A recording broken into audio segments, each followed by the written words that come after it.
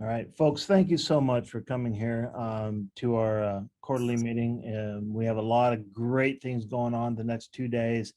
Today, right, we go from 3 o'clock to 6 o'clock, and then tomorrow we expand it from 8 o'clock till noon with a tremendous amount of good input and a lot of great discussions. And hopefully, everybody will have some time to really share in those discussions and get going. What I wanted to do real quick is just kind of go down a couple things. First of all, welcome to our fourth and final quarterly meeting of the year. We hope you're all doing really well, staying healthy, looking forward to some downtime over the summer. I know there's a tremendous amount of angst as we go into this next year, right? I know at BGSU, Don Schnew has done an incredible job about getting us ready for the fall. And I know that you all are doing the same thing. Here we go to the fall, right? And I think many of us are going to face. So it's going to bring a lot of relearning, going back to that pre-COVID time of a year. So we're kind of on the doorsteps of that. So welcome. Glad to have you here. Welcome to our members, partners, and guests. I especially want to welcome Lois Kimmel, education consultant of the American Institute for Research and a partner in the work that the Compact has been doing with the National Cedar Center. Welcome, Lois. Appreciate you being here. A special welcome to members of the Compact's Diversifying the Educator Workforce, DET, or DEW committee, and members of the Compact P20 Literacy Collaborative who may be with us. Both of those have done just incredible work this last year. I was personally on the DEW committee, and we've gone, I keep using this in my meetings, but Dr. Dantley from Cincinnati basically said, you know what, it's time that we operationalize the extant language going on with DEW. And he's exactly right. The DEW committees has done just that. It's really been a great input and action steps to go toward that agenda. And I know the P20 literacy has done the same thing. So we want to thank you for participating today in the virtual meeting. Hopefully that changes from virtual to more in face time type of a thing. I cannot wait to see. In fact, Jim Gay, I am ready to give you the biggest hug you can imagine. So hopefully you'll be okay when I do that, when I see you again, as well as David and a couple others. Does everybody get to hug Jim? Is there a line? Right. It's time, right? It's time to do that. Folks, it's been a heck of a year, right? We all have had this just incredible year. And I know at BGSU, we've done our very best to try and get everybody back to normality. So it's a great time for us as we go back into the fall. If you do me a favor, please use the chat box as a virtual sign-in sheet. Enter your name and email if you haven't done that yet. It gives us a lot of good input. Make sure we know who we are reaching. We'll begin with some updates for the leaders. First, we have the Ohio Department of Higher Education. Krista is here with us, Associate Vice Chancellor for P16 Initiatives. We're also going to have Joe Petraka here, Associate Director, Office for Exceptional Children. We'll introduce Tiffany and Eric later on as we get going. Eric's going to join us a little bit later. We have some really wonderful guest speakers today. Tiffany McDowell is the Senior Policy Analysis at Education Commission of the States. Her role, it really is to contribute to a variety of policy issues. We have Sarah Glover, leads policy staff projects to meet education commissions of states' mission and goals. Joel Moore is going to be here with us. He's a state relations strategist and liaison to Ohio. Really into dedicated building relationships with key state policymakers. So great input there. And then, of course, our one and only Eric Duncan, who's been with us not only in DEW, but several other initiatives. So it's great to have him here as well. So we're thrilled to have all of them with us as we go through. And yep, it'd be great to be there. So here we are. So Krista, I want to open the floor to you and see if you have any information for us. Well, thank you, Mark. I am going to see if I can share my screen. I was having a hard time speaking and trying to do that at the same time. Okay, so can everyone see PowerPoint with my Looks name good. on it? Are we good? We're good. Yay. Okay, so let's see. The first, I don't know if this, can you see the, okay. So the first thing I want to do is give an update on where we are with this, the program review, redesign update. We have 3 forms to be used. We would really like them to get used this fall. The Common Elements report kind of takes place of a limited state review, because if you have a SPAL national recognition or an external accreditor other than CAPE, all you need to do is submit that letter with the Common Elements, which you submit one for all the programs that you're submitting. You just submit this form once.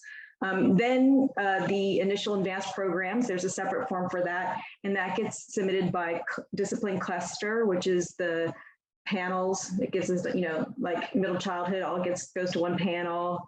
Well, and the AYAs are all separate, but special education is one panel, although they're separate dual panels. There's also a directions manual with examples like sample narrative, what the crosswalks are going to look like, and it's currently 25, 26 pages long. That's been developed, and we are actually conducting a pilot right now. We had an institution volunteer to submit their programs using the new forms. I will tell you that we've been tweaking the new forms ever since they were first shown in January at the Dean's Contact Octio conference. So those were the forms that this institution used. So they've actually already been tweaked a little since then. But going through this pilot will give us an idea of how this works and help us move forward. So these new forms that we want you to use are not posted yet, which is why I have on my bottom of the slide to please contact me or the EdPrep mailbox if you're planning to submit this fall. I actually have a meeting with our Associate Director of Communications this Monday to see how we can get all these updates posted on our website. ODHE is going to be updating its entire website. So with everything, there's, you know, transition is hard. So there's just so much transition going on right now. We're redesigning our program review process. Our website's going to be updated. And so I'm trying to figure out how we can get all this updated. Maybe we can get it done before they try to, you know, I don't know if there's some program that automatically switches it to the new platform or how that's going to work. But hopefully I'm going to get this stuff updated. But if you're planning to submit, please contact me, and I'm happy to try and schedule a meeting where I will even go through the program reviews with the program forms with you. But there will be a special accreditation coordinators meeting in July with Wendy and Melissa to go over them as well. So the dual license updates. There were 18 faculty that worked on the PK5 standards this spring. The PK5 generalist standards are posted currently. They should be close to coming down. Sarah was out last week, so my admin assistant, so I don't know exactly where we are there. The PK5, and I didn't even write that, the PK5 intervention specialist, so I'm gonna have to update my PowerPoint before I send that to you, Stanley, is using both the CEC and DEC standards. And a crosswalk was developed for incorporating both of those into one crosswalk for use for program review. The dual crosswalk will be developed once the PK5 generalist is approved, so that we know we're using the correct standards there. And the leadership of those panels, the 18 faculty that work together, have volunteered. They happen to be on the, I don't know if they want me to call them out or not, to help put those together. The middle childhood standards are using the 2020 CEC standards along with AMLE, and a crosswalk is developed for that. The AYA standards are using 2020 CEC standards and the traditional AYA standards. We have been working on those, and we have decided, and we're not sure, we're still debating on if we can get a crosswalk. It's because the AYA standards are so much very content driven. So there'd be a lot of like empty holes, and we might just have, you have to meet the AYA standards as well as the CEC standards. And if you have courses on both tabs, that's fine. But you know, with this new process, we're planning to have crosswalks for everything, including endorsements. my next thing is about the Diversifying the Education Profession Advisory Council. That's different than the Diversifying the Ed Workforce, which is housed in the Dean's Compact, which is, I agree with Mark. They're doing amazing work. There is a higher ed work group as part of the Diversifying the Ed Profession Advisory Council, and there's a few of you, I saw your names that are on that. We've been meeting every other week. And one of the things that we realized we wanted to do was create an inventory of what's happening in the state, what's planned on happening to move the needle on getting more diversity into the classroom. And so we actually ended up, the state has a contract with Region 8 Comprehensive Network, and we're partnering with them. They're going to put a survey together. It's one of those things with state agencies is about capacity, where, there's not, as all of you know, I've been serving as, not only the Associate Vice Chancellor, but Ed Prep Director since January of 2020. That position's been vacant, so we're very lean.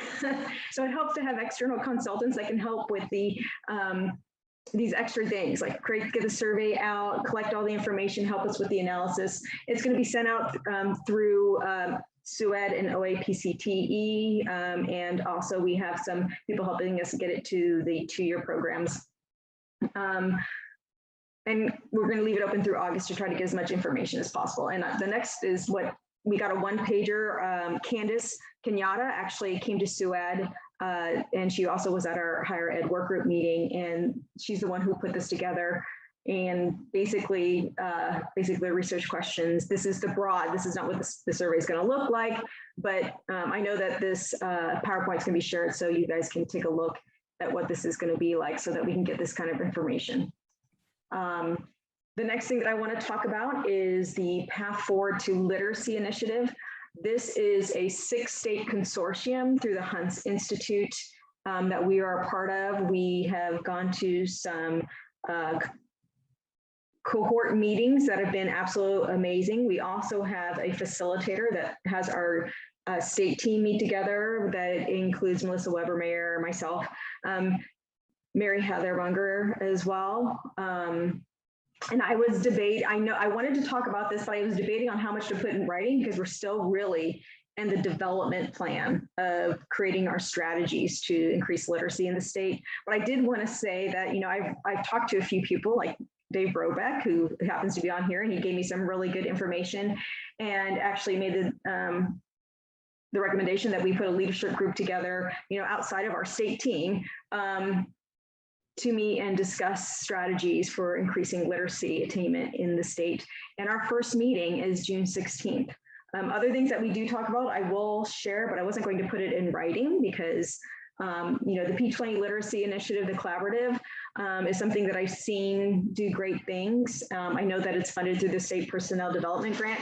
And so Melissa and I actually had a meeting with Paolo last week to basically advocate that continues to get funded in the next round, and because they're beginning to write that grant now. So I know that we have a support. So fingers crossed that it gets in the grant proposal and gets continued to be funded, because it's been doing great things.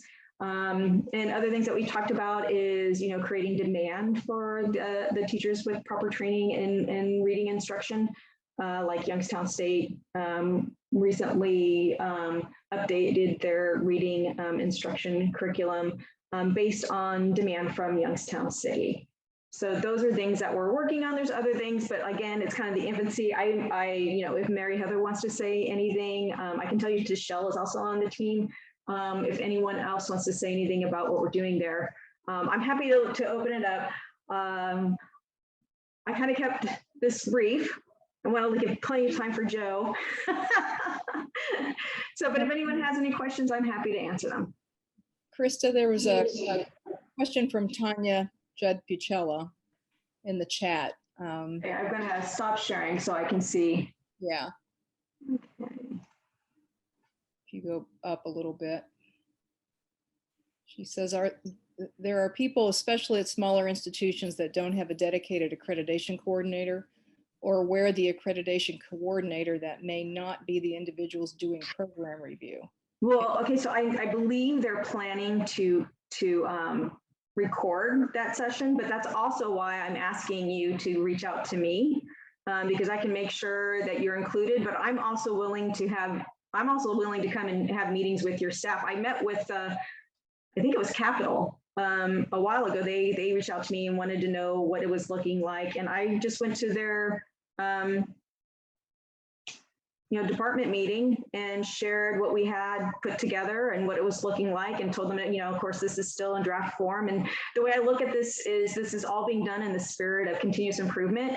And and as we work through it this year, we might find some things that need to be tweaked as well. I mean, we're doing a pilot right now, and we feel like, well, that might give us some insight in terms of things to make it better.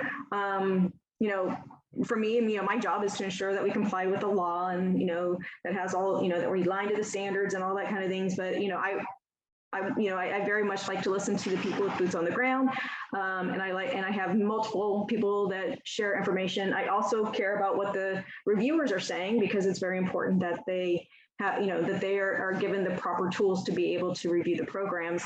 And I know that there's been that this spring was very difficult. Because some of the people that were doing, that shared had been seeing the new process, and even some of the EPPs that have submitted programs. I think there was some convolution of what is currently required and what we're looking to require in terms of submitting the program reviews. But in the end, we just want all of our programs to be excellent. And I hope that everyone can, give everybody grace as we move forward. I think there was one from Sue Corbin as well. Krista. Yeah, I see it pop up, and I'm like, I gotta go over there and read it. Yeah. Sue, I don't know what group you're asking about necessarily. Let's see. It was the diversity, what was it? Educator preparation. Oh, okay. Looks like Jennifer put the list in the. Oh, okay. Oh, thank you. Okay, thanks. Good group. Krista, got from my own personal position, what is, of these initiatives that you see are bubbling up to be the most? I'm sorry, my daughter is right here talking to me. Yes. Right. Hi. Sorry. I'm sorry. Mark, I'm going to have to ask you to repeat that, because my daughter was talking to me at the same time. No, it's all right. Of these initiatives that you see going on, what is bubbling up to be your priority from your position? What do you see? What can you relate to us that this is? Well, I see a lot of them actually overlap.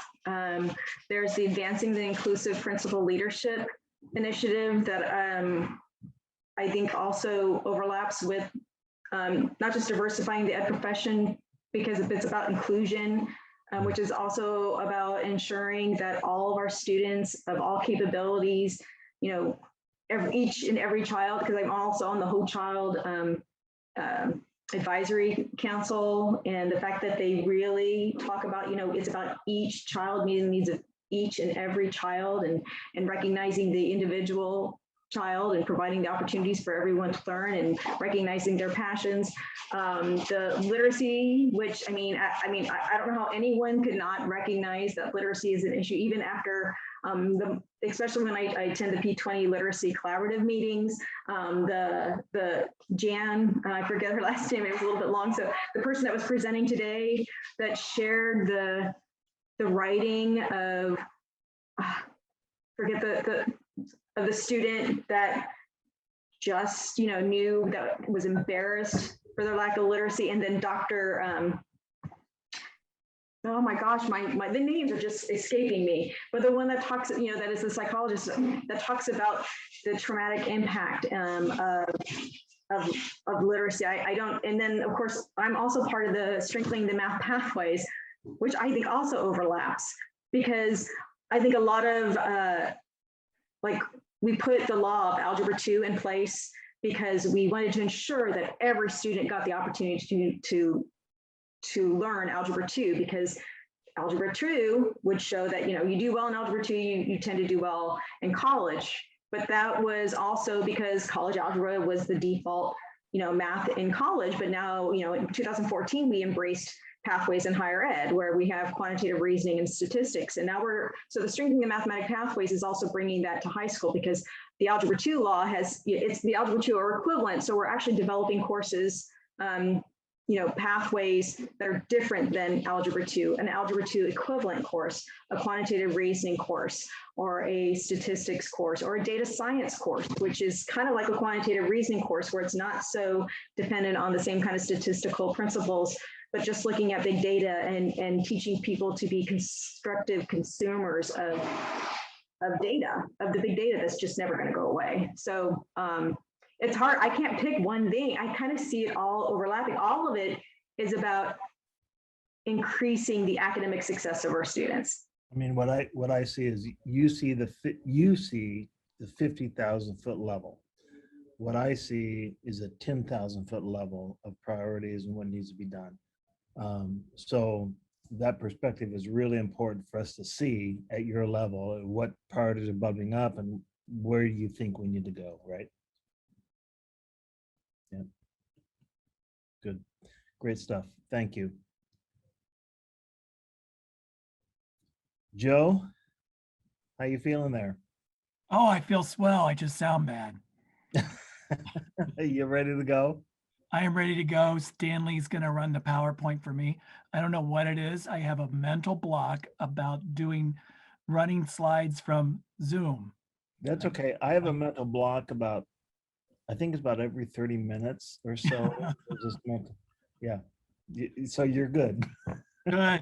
So we're going to buzz through some slides. Some of these I know you all have seen, and you're going to see me looking off to the side sometimes where my notes are. I just want you to know that's what I'm doing. I don't want to forget anything at my advanced age. I'm lucky I know how to get out of my basement most days, but I don't want to forget anything. And I just want you to know I'm not checking my email or looking at the race stats or anything. So Stanley, go ahead to the next slide. So you've all seen this one and probably a million times already. And I always like, one of the things I love to do is strategic planning. And I just love Ohio's vision: challenged, prepared, and empowered. That says it all to me about where we need to go with our kids. Stanley, you want to go to the next slide?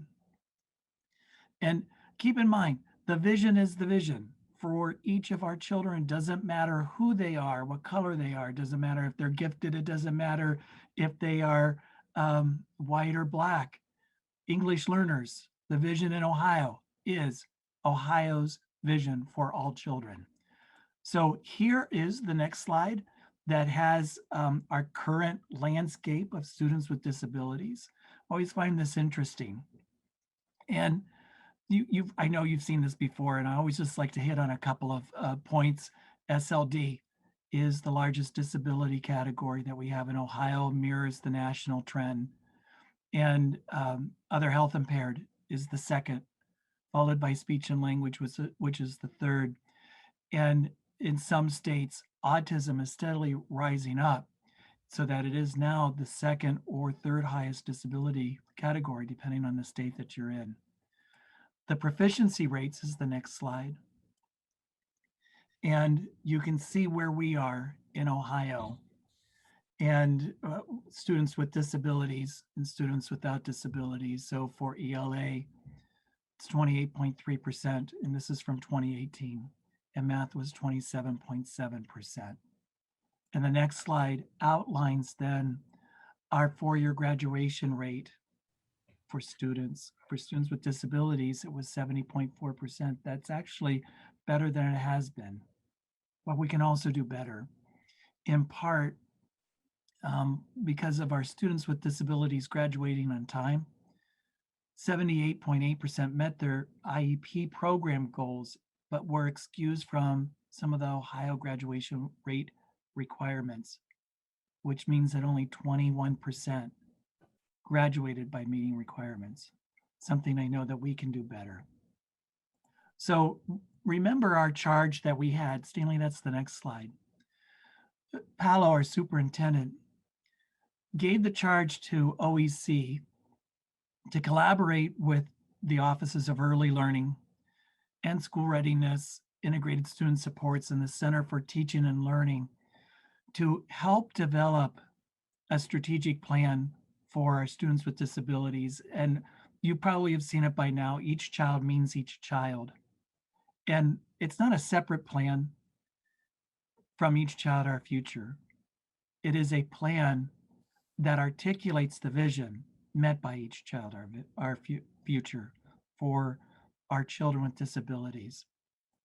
And Stanley, the next slide then just outlines all of how we engaged others. And I showed up at just the right time in ODE. I've been here 2 years. I came at the tail end of all of this and just in time to write it. And so we had, I was able to go to a town hall meeting. I don't know if any of you were able to do those.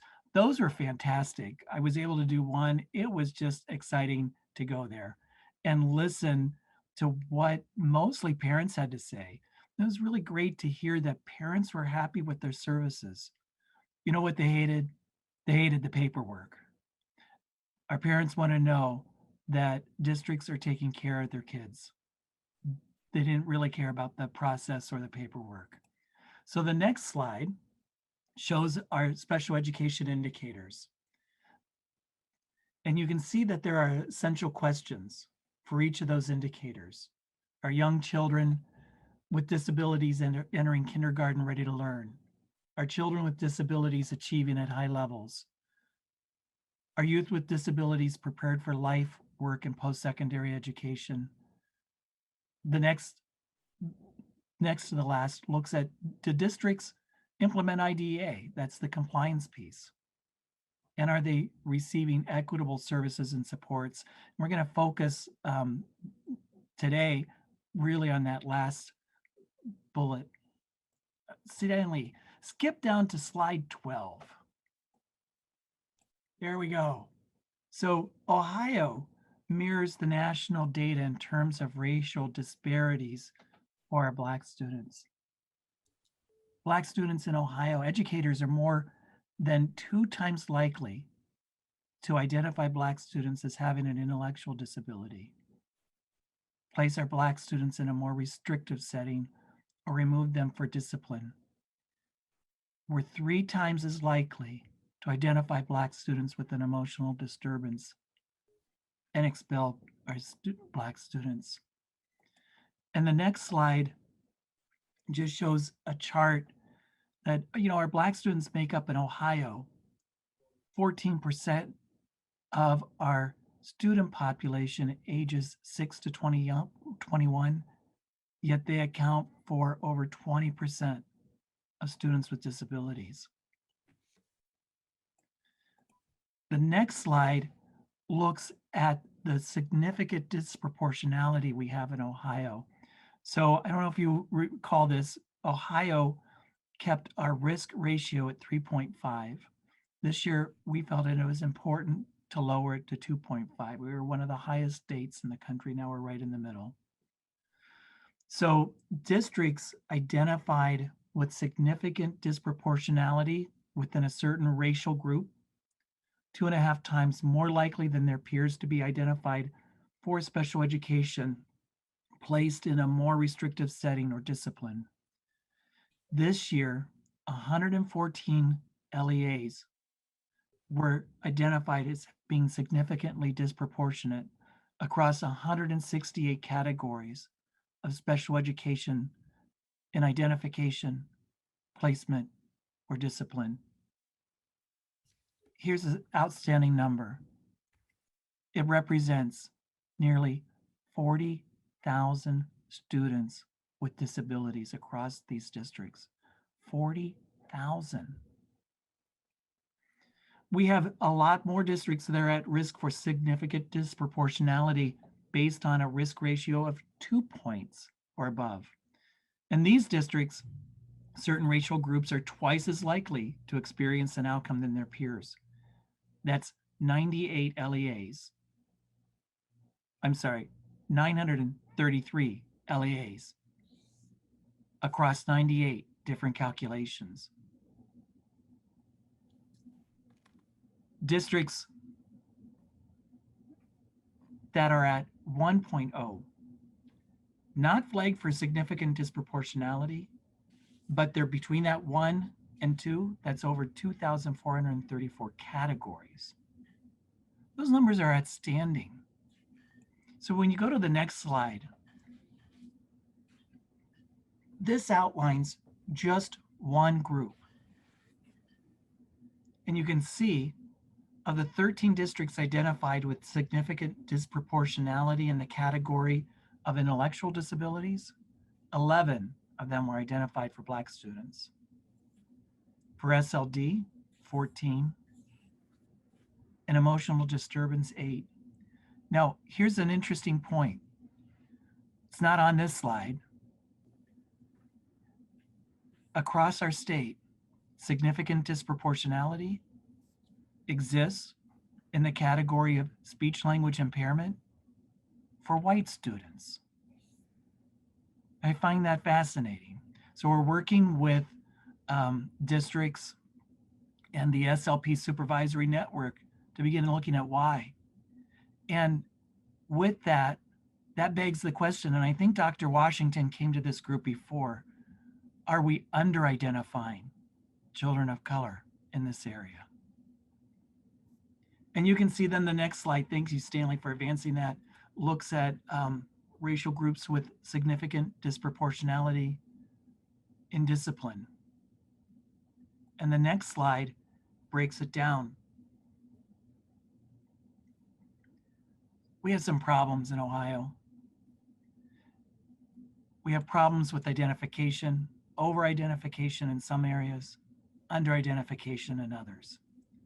So what we're hoping to do with Each Child Means Each Child, and Stanley, you can go to the next slide. Our plan is how to address these inequities. And you can see when you get to, when you look at this yourself, we have a narrative that we can do better. And part of that, and that's the next slide, looks at getting to the problem early, developing a strong MTSS system that the state will model and that districts can adopt. And one of the things that we're finding is that districts are confusing MTSS with RTI, with IAT. So we're hoping to get a strong system of MTSS to get to the problem early so that we don't over-identify or under-identify. We also want to build our educators and system-wide capacity using professional development to help the adults in our systems educate our students and educating them for a good life with some strong post-secondary outcomes. And we want to do that through this collective philosophy of change. And Stanley, that's the last slide. We're asking all of our stakeholders, you know, it just can't be put on our leaders in IHE, you guys to do this. It can't just be districts. It's got to be everybody. Stakeholders, communities, district leaders, to begin challenging our belief system and how we can influence and change how we're currently doing things. And we're hoping that this makes the difference for our students and our districts so that we're not over-identifying, under-identifying, that our services are right-sized for the students that are some of our most neediest students. All right, that's it. Stanley, you can go back to faces. Joe, thank you so much. Great stuff. Krista and Joe, thank you for all your time and really great information. Appreciate all that. Absolutely. What I would like to do now, folks, is introduce our next speakers. Tiffany McDowell, Eric Duncan, Sarah Glover, and Joel Moore. All of them have just some great stuff to say.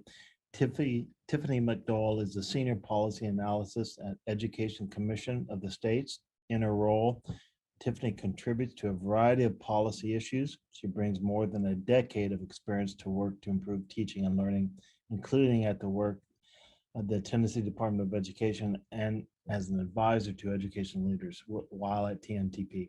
Tiffany began her career as a fifth grade teacher and is passionate about ensuring all students have access to excellent education. Sarah Glover leads policy staff and projects to meet Education Commission of the state's missions and goals. Sarah brings more than 18 years of experience in the field of education, including as a national board certified teacher and in educational nonprofit leadership roles. Sarah is passionate about inspiring and supporting the growth and development of individuals, teams, organizations, and communities to recognize their potential and achieve their vision. Joel Moore is a state relations strategist and liaison to Ohio. He is dedicated to building relationships with key state policymakers and stakeholders from across the political spectrum and supporting them in developing their educational priorities. In addition to Ohio, he is the liaison for Alaska, Connecticut, Kansas, Maine, Mass, Missouri, Nevada, New Hampshire, New York, Pennsylvania, Rhode Island, Vermont, Washington, and West Virginia. Prior to joining Education Commission of the States, Joe worked for more than 10 years in the nonpartisan bill, drafting off the office of the Colorado General Assembly, and served for 9 legislative sessions as the amendment clerk in the Colorado House of Representatives. Joel has a bachelor's degree in English and a political science from the University of Mississippi, a master's degree in fiction from the University of North Carolina, Wilmington, and a master's degree in public administration from the University of Colorado, Denver. Also, hopefully, Deb, is Eric here? Do you know? I don't think so Okay. yet. This is Tiffany. I believe Eric will be joining us in about a half hour. Okay, so just a quick note about Eric. He's a P through 12 data and policy senior analysis, specializing in policies related to education quality and increasing the racial diversity of the education workforce. He previously served as a state policy advisor at West Ed, where he supported the organization's federal and state policy strategy. Prior to that, Eric worked as a senior program associate at CCSSO, where he supported the state efforts to diversifying the teacher workforce and ensure that teachers are culturally responsive in practice. The Diverse and Learner-Ready Teachers Initiative at the U.S. Department of Education, Office of Secretary. Eric was a Lee Public Policy Fellow and a member of My Brother's Keeper Task Force. He started his career in Atlanta as high. So to start off with, Tiffany, there you go. Thank you so much. Thank you, Deb. Thank you, Mark. And thank you to all of you for having us here. We are thrilled to be a part of your ongoing work and your meeting today. I'm going to get started by sharing my screen and then handing over to Joel to tell you a little bit about who we are at Education Commission of the States. So thanks, Tiffany, and good afternoon, everybody. Really happy to be here, and thanks for having Education Commission of the States as part of the conversation. As Mark mentioned, my name is Joel Moore, and I'm part of the state relations team here at ECS, and also ECS's liaison to the state of Ohio. So before I hand it over to Tiffany and Sarah, I wanted to share a little bit about Education Commission of the States, our resources, and how we can support your work. So for those of you who may not be familiar, Education Commission of the States was founded nearly 60 years ago as a national nonpartisan education policy center. We were founded through an interstate compact and created in law in all 50 state statutes with the purpose of helping education policy leaders from around the country and across the preschool to workforce spectrum learn from one another. So we work with governor's offices, state departments of education, boards of higher education, legislatures and legislators and their staffs, because we know that more informed policymakers are going to create more informed education policy. So again, we're nonpartisan. We do not advocate for any specific policy. We can't tell you what's right for Ohio. You know your state the best, but we can tell you what 49 other states are doing. So a bit about how we do that. We've got a team of over 30 policy staff who compile summaries and databases on education policies, including for our state legislative tracking database.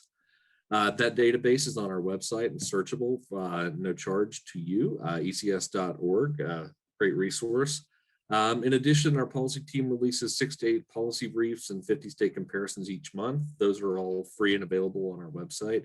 Post-secondary topics range from transitions in workforce development to teacher training and post-secondary funding. And if we don't have information on anything that you're curious about, always feel free to reach out to me directly or to Sarah or Tiffany, and we're more than happy to look into it for you. Last year, we answered nearly 700 requests for information from the public. So we can typically turn those around with a written response, usually within 48 to 72 hours. So what I want you to take from this is that ECS is here as a resource for you. So please don't hesitate to reach out if there's anything at all that we can help with. And I know that you have a lot on your agenda today, so I do want to go ahead and pass things along, but thanks so much for all of your work out there and for everything you're doing. With that, it's my pleasure to hand it over to the amazing Tiffany McDowell. Tiffany. Well, with Mark's great introduction, I don't feel much of a need to introduce myself to you all, but I just wanted to say thank you again. My name's Tiffany, and you will be hearing primarily from myself and my colleague, Sarah Glover, who I'll let say hello now.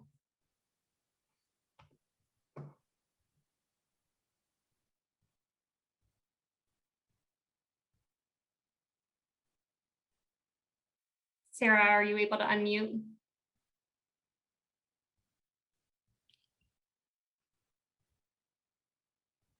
There we go. Yes. That looks better.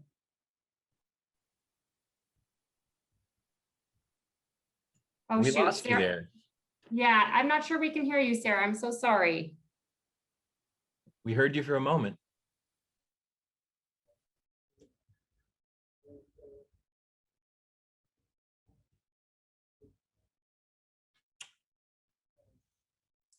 I'm going to give Sarah just a moment to see if she can troubleshoot, and we can That's move no problem. forward and Hopefully loop she'll her be back on. in if needed.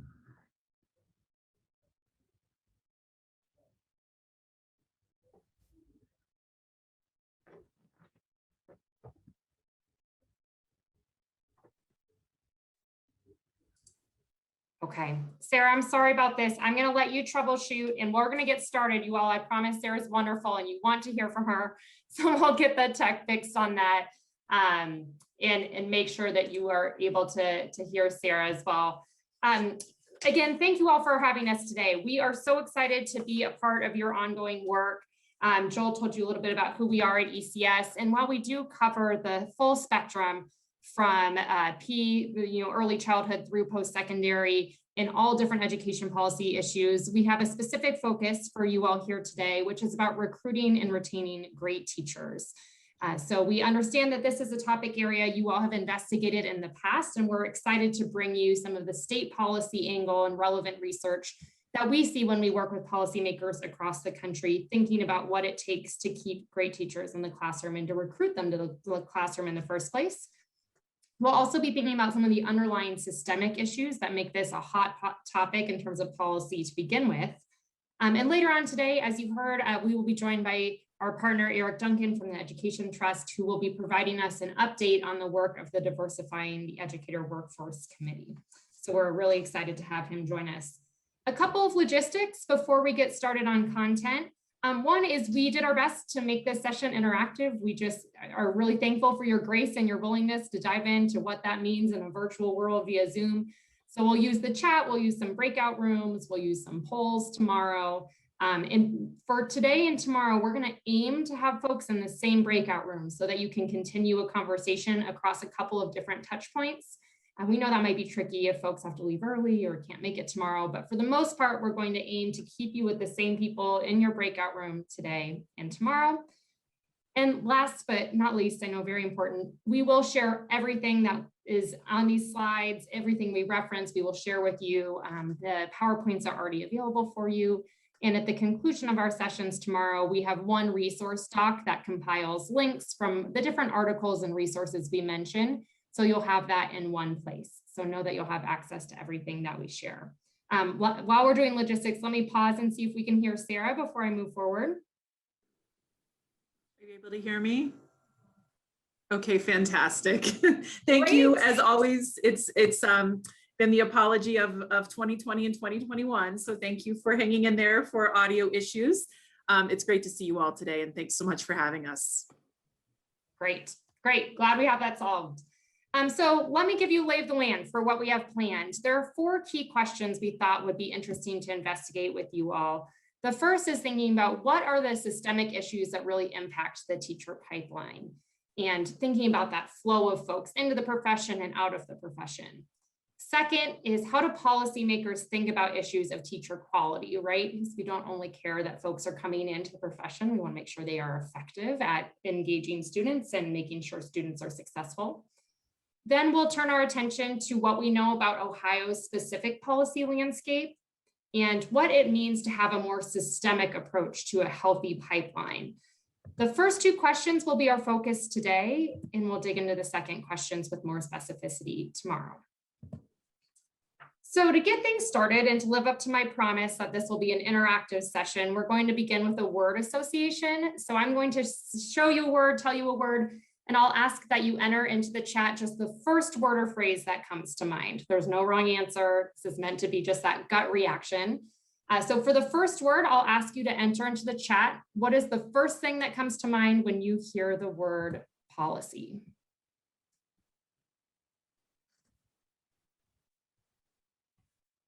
Wonks, rules, action, bad. I told you there's no wrong answers, so I appreciate that. Framing and guidelines. Red tape, yep. Ugh. Whoever said ugh, I don't think a career at Education Commission of the States is probably the right career for you. I think you should stay where you're at since we focus on state policy. But I really appreciate these associations coming in, government regulations, statute. Yeah, absolutely. So at Education Commission of the States, that space of statute and regulation, laws and rules, that really is sort of our bread and butter. We spend a lot of time analyzing what's on the books, what's on paper, though we do also analyze initiatives and stated priorities. So I think there was a question earlier with the Department of Higher Education representative about priorities and that 50,000 foot level, 10,000 foot level. We do take a look at what states are stating as their priorities, whether it's through a strategic plan. We analyze governor's state of the state addresses.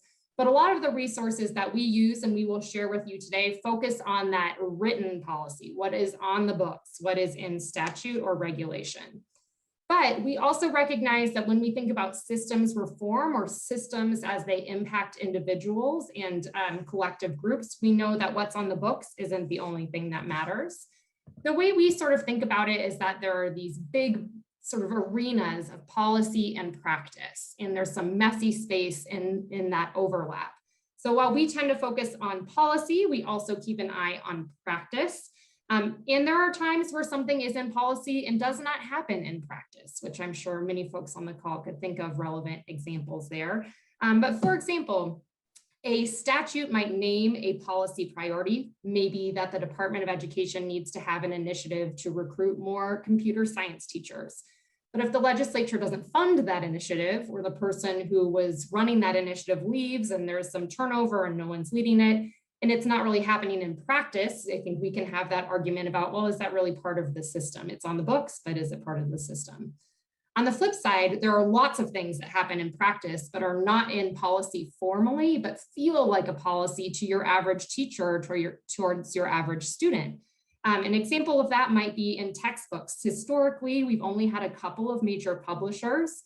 So while state policy might allow a lot of local discretion in terms of textbook selection and use, the amount of consistency from classroom to classroom across a state or even across the country can be actually sort of remarkable if there's only a handful of textbooks in use. So that's not in policy, but that's in practice and sort of forms this system. So you'll hear us toggle between these 2 words, but know that when Sarah and I use the word policy as shorthand, we're generally thinking about state policy, including statute and regulation.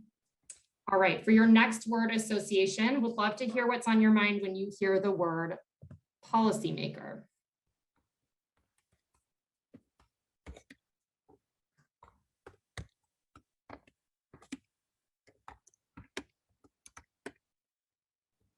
To politicians, a board, an influencer, legislators, decision makers, blank slate.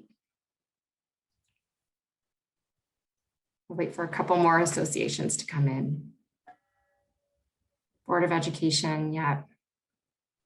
Great, thank you so much for these. Legislators, yeah. You may have heard Joel mention this in our introduction, but sort of our primary constituents at ECS when we think about policymakers are governors and their teams, state legislators and their teams, state boards, state education agencies, including education agencies at the higher ed level. Though we also do engage with folks at institution level. So institution level policy is not our sort of core work that we tend to research, but we know that policy can be set there as well. Also at the district level, of course. So we don't spend a ton of time with local board members, more state board members, but we recognize that these are all formal roles within the policymaking system. Another piece that we often engage with and talk with our constituents around is the difference between having a formal hat in policymaking and then all of the people in the system who are informal policymakers. Maybe they make policy by the way they implement something and translate something from policy to practice. And also, how do we fold people who don't have formal roles into the policymaking process, including some teachers?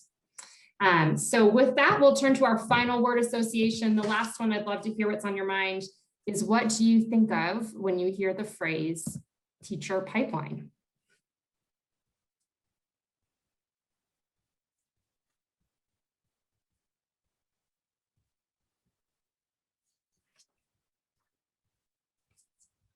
Great. So see some mechanisms here, universities, grow your own, but also some challenges with not enough, shortages. Thinking about our transitions, moving from high school to college, the fact that we need teachers. Entering and leaving the workforce, certainly. Great. Well, thank you for this sort of transition here. We are here today to talk a lot more about the teacher pipeline. So I think all of these associations will come up as we move into this question about what issues impact the teacher pipeline.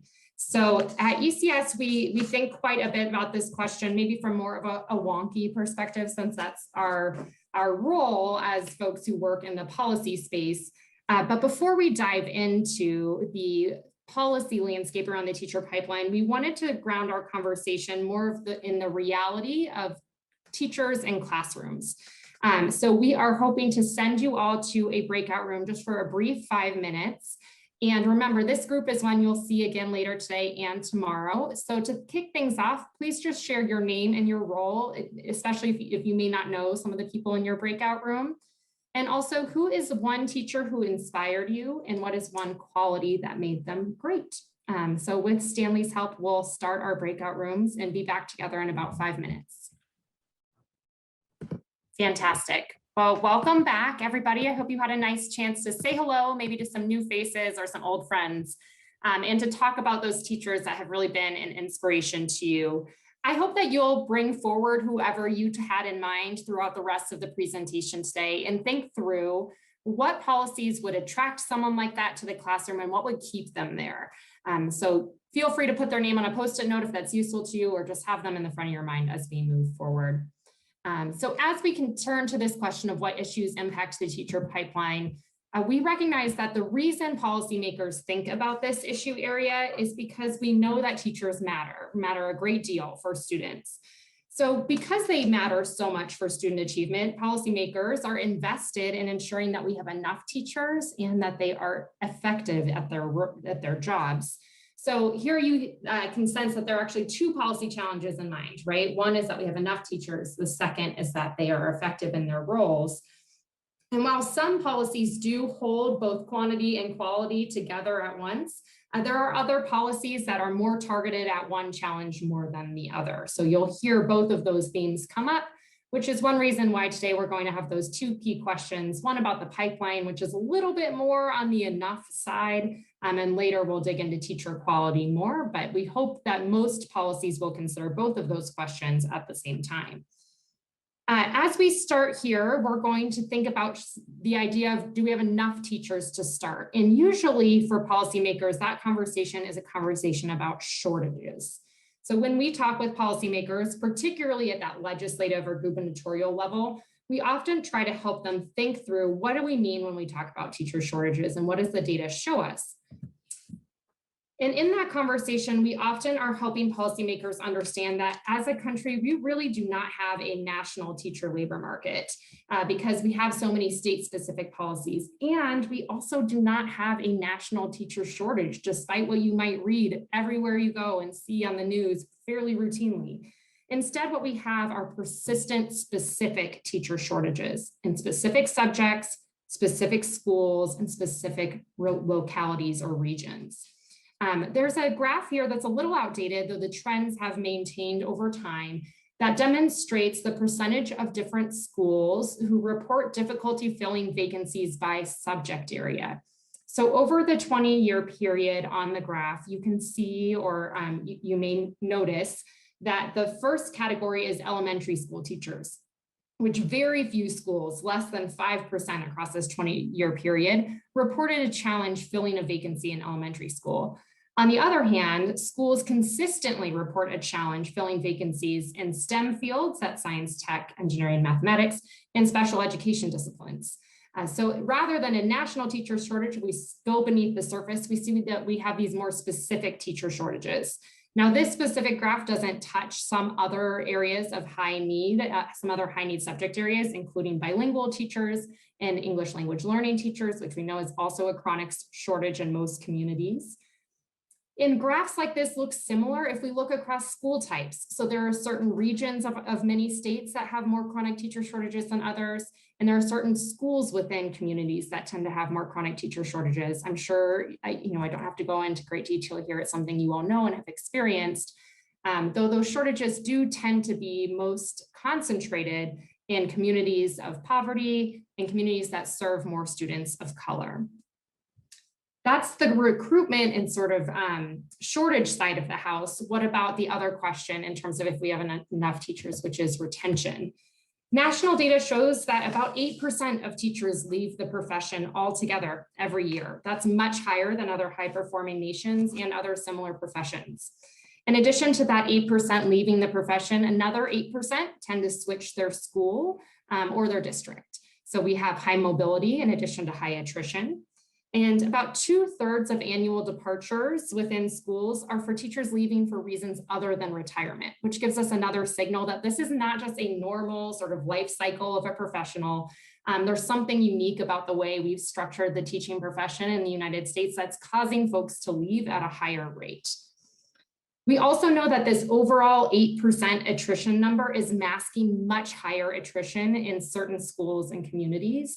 And those tend to track with the same that I mentioned before in terms of difficulty in recruitment. So what does that add up to in terms of policy? The impact of this dual recruitment and retention challenge is one, costly. It is expensive to recruit and train new teachers. Some estimates go up to $20,000 per teacher in urban districts for the cost of filling a vacancy. Not only is it financially costly, there's a negative impact of all of this constant churn in the profession on workforce quality, school climate, and student outcomes. And very much in alignment with the conversation you all have already had today about disproportionality, we know that these costs and these impacts disproportionately impact the schools and students who can afford it the least. So many of our students who would benefit most from a highly effective teacher are the ones experiencing that constant churn of a new teacher every year and the learning curve that comes with that and the negative school climate that comes with that. So all of the sort of combination of policymakers knowing teachers matter a great deal and seeing these costs mean that this is an area where our constituents are extremely interested in knowing what it takes to have a healthy teacher pipeline.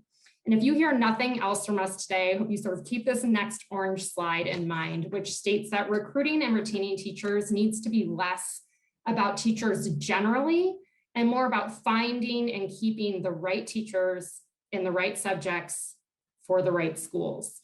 So this is a moment where we're sort of bring those teachers in your breakout groups back to mind and think that you probably heard a range of teachers in your breakout room,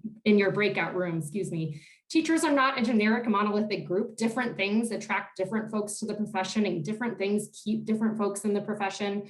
And our policies need to recognize that this isn't one generic need, and nor is there one generic response.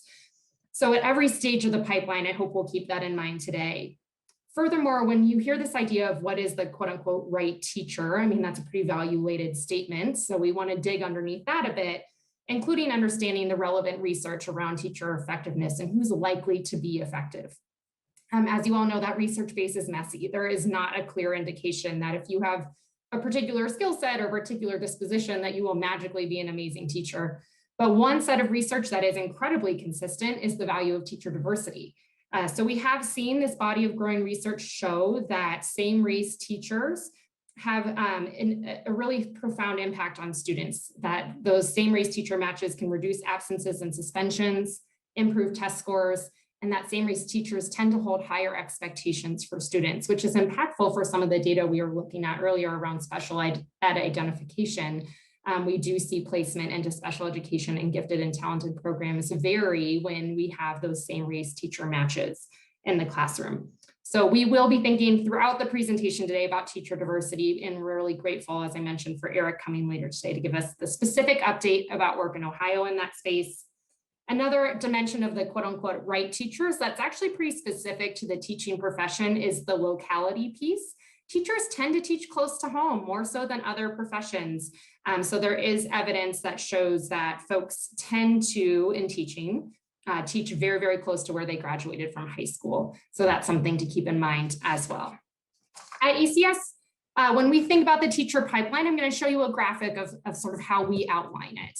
And I doubt any of this will just really blow you away because it's the stuff that you all work on every day and think about all the time. But we sort of bucket it into these 5 big areas. So the first is interest in the field. What gets someone excited about teaching?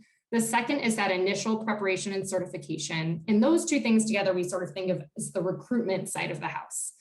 Then as a teacher enters the profession, they go into that early career support. They encounter the working conditions in which the school is placed, the systems and policies around them, whether it's a good feeling or an ugh feeling, like someone had an association earlier today, and career advancement opportunities. That full landscape is sort of what we think of when we think of retention. And at every step along the way, we're thinking about quality teaching. So not just enough, but that quality piece as well, including teacher diversity. So for the next portion of this presentation, Sarah and I are going to go through each element of the pipeline as we sort of think about it at ECS and share with you some relevant research as well as some state examples of what we're seeing folks try across the country to address these systemic issues in the teacher pipeline. So I'll let Sarah get started with interest in the field. Thanks, Tiffany. So as Tiffany said, the first place where we want to start when we think about this concept of the pipeline is the interest in the field. Who are we bringing into this profession? We're also thinking about what can policymakers do to shape who's interested in coming into the profession. As we mentioned earlier, teacher diversity is going to be a thread throughout our conversation today. And we want to start here, given that the gaps in diversity of the teaching workforce begin early, and they're really exaggerated throughout the pipeline. The teaching workforce does not reflect our national student population. So while less than half of US students are white, so on this visual, that is the bar that is in orange, almost 80% of US teachers identify as white. That's the bar that is in purple on this visual. Similar gaps exist within states, within districts, and also within schools.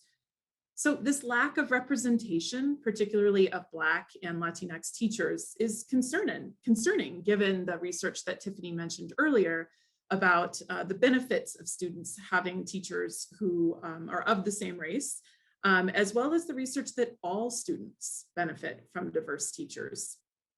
And policymakers are really interested in understanding where breakdowns are occurring and really what causes the gaps.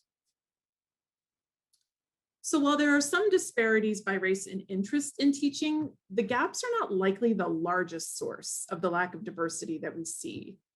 Here you can see the percent of college graduates entering teaching disaggregated by race. So just note the scale here as you're looking at this image.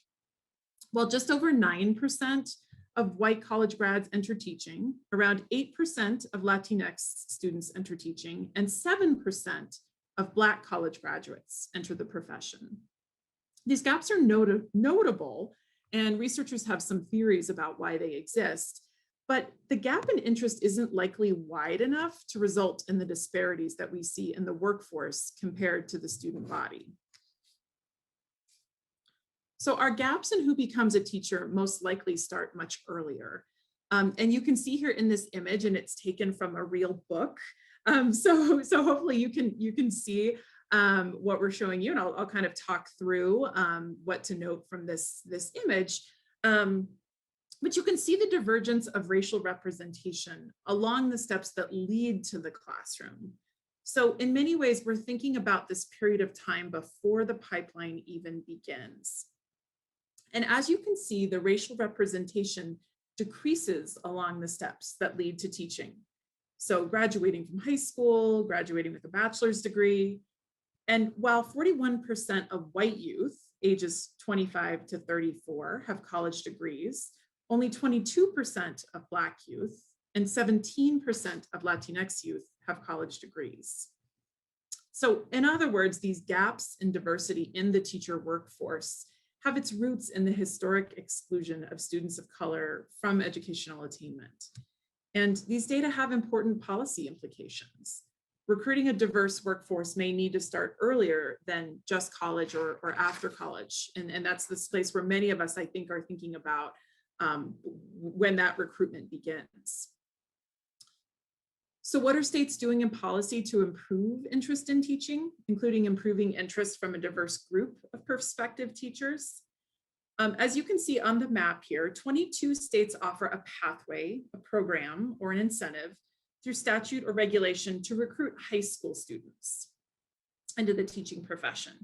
So some of these programs have an explicit focus on recruiting historically excluded groups into teaching. 23 states offer a pathway, program, or incentive through statute or regulation to recruit paraprofessionals into the teaching profession. And many policymakers are interested in paraprofessionals because this group tends to be more diverse than the teaching population. And they already bring valuable experience and interest in education to role.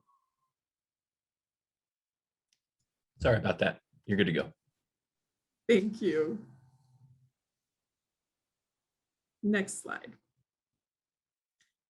So we're going to give you an example here from the state of Washington. And Washington offers a high school teacher academy through a program called Recruiting Washington Teachers.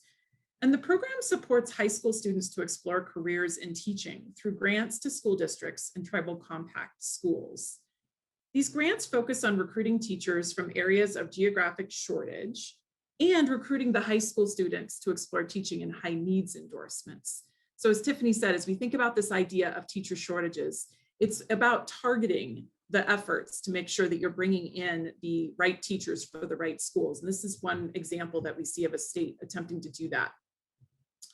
Recruiting Washington Teachers programs work to align the diversity of the educators and the students, and to eliminate opportunity gaps from underserved groups.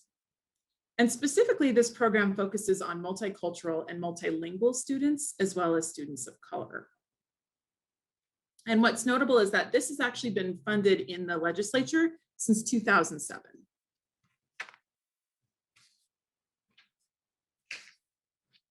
So in addition to recruiting a more diverse workforce through Grow Your Own programs, many states also are considering how to use financial incentives and supports to improve interest in teaching and to diversify the workforce.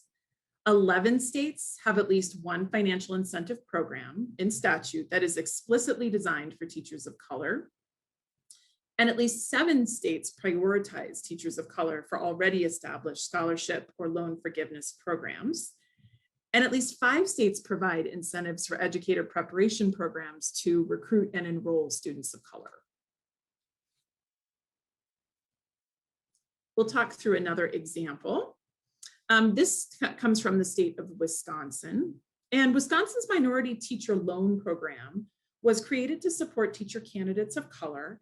It was previously available only in Milwaukee. However, it's recently expanded throughout the state. To be noted here is that the definition of a high need area, this legislation may be attempting to move past recruiting a diverse workforce broadly to aiming to promote same race matching so that students of color have more access to teachers who reflect their background and experiences. Some scholars argue that in order to create these role model effects, schools and districts really need to pay close attention to the distribution of teachers of color, both within and across the schools. Thank you, Sarah. Let's move on to our next phase of the pipeline, but the other portion of what we consider to be more the recruitment part of the teacher pipeline, which is initial preparation and certification. I'm going to move pretty quickly through the preparation policy landscape, just knowing the depth of information that this audience has in that space, but please stop me if you have questions. I think one piece of research that we often put in front of policymakers around this stage in the pipeline is that teachers with better training and pedagogical methods are much less likely to leave teaching after their first year. So if you're going to put money towards these recruitment programs and you want that money to sustain, paying attention to teacher preparation matters a great deal, which is, it sort of acknowledges the unique place that initial preparation and certification has in affecting both recruitment and retention. So some of the trends we see in state policy around teacher preparation will be on this next slide. We see that states are spending time revising required coursework and or required assessments for teacher candidates. That is sometimes in reflection of an emerging state need or state priority, as other times an investigation of if prior requirements were meaningful and maybe they've become outdated or we've researched that they aren't as having the intended effect. Some states are also revising clinical experience requirements in recognition that the pedagogical training has an impact on teacher effectiveness and retention, and investing in teacher residency programs, particularly residency programs that have that targeted recruitment angle embedded within them. Moving ahead to certification, when policymakers are thinking about licensure, they are often balancing several priorities and priorities that sometimes seem like they might be at odds with one another. On one hand, they need to ensure that every teacher is equipped for the job, that they maintain a high bar for the profession. At the same time, policymakers are concerned with making sure they have enough teachers to fill vacancies and that they're not unintentionally keeping great folks out of the classroom. So we've seen a lot of investigation about these barriers to entry into teaching, including licensure assessments, required coursework, like I talked about in the previous slide, and policymakers asking themselves the critical question of, is this a barrier that's meaningful, or is it keeping folks who could be really effective from entering the classroom? And if so, that is not a positive impact in our licensure policy system. So licensure policy tends to be one of the hottest areas of statute when it comes to the teacher pipeline. Just in 2021, we've already seen over 180 proposed pieces of legislation across the country, and over 30 of those pieces have been enacted. A couple trends that may be worth knowing about. One is that states are interested in revising those initial requirements for licensure. Some states are creating new license types, including through alternative routes. And those new license types often target a specific area of vacancy. Similarly, we're also seeing vacancies targeted through opportunities for licensure exemptions. And last but not least, we have seen a lot of interest lately from state policymakers about limiting barriers to out-of-state teachers. Again, knowing the depth of experience of the folks on this call, I'm sure there are many people on the call who have tried to transfer a teacher license across state lines and know that it's very hard. So recently, as folks become more mobile just in today's society, there's an increased interest in revisiting how we think about portability of teacher licensure. And maybe that's a piece of the pipeline that's a bit broken, and we could do a better job keeping great folks in the classroom when they have to move for their family reasons or life reasons, or just because they're interested. One state that I'll call out as an example here is Virginia. This is a lot of text, so let me walk you through it. In Virginia in 2019 had a pretty large legislative package that was called the Diversifying the Teacher Workforce Act. And it had three components related to licensure that I think are interesting in terms of what states are thinking about or what's maybe trending. One is that they allowed the state board to consider alternative evaluation standards in lieu of professional assessments for initial licensure. The second is that they removed the requirement for a basic skills assessment for entry into an EPP program or an educator preparation program. And they provided an exemption clause. So you could earn an exemption from a licensure assessment if you were teaching on a provisional license but you obtained a strong evaluation score and a superintendent recommendation. Now, I want to be frank in saying that there is quite a bit of debate across scholars, across folks in the field, about whether or not these measures will effectively increase the diversity of the teaching workforce and what impact they might have on teacher quality in terms of preparation. And sort of that understanding of where do we put the bar for entry into the profession.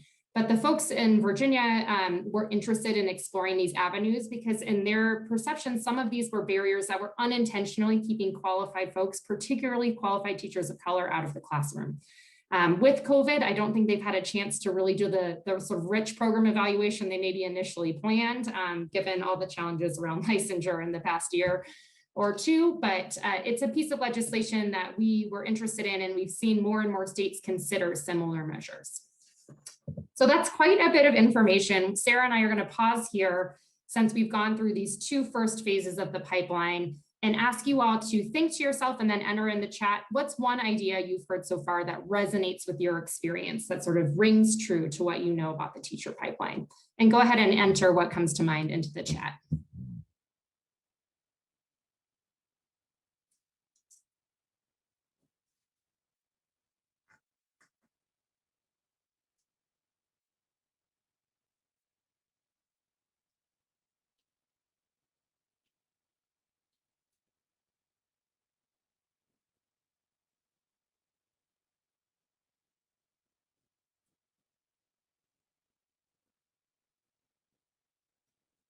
Sort of one call out back to the idea that teachers teach close to home, the need for teachers in specific subject areas, the idea of recruiting teachers starting in high school, really dipping into the K-12 system.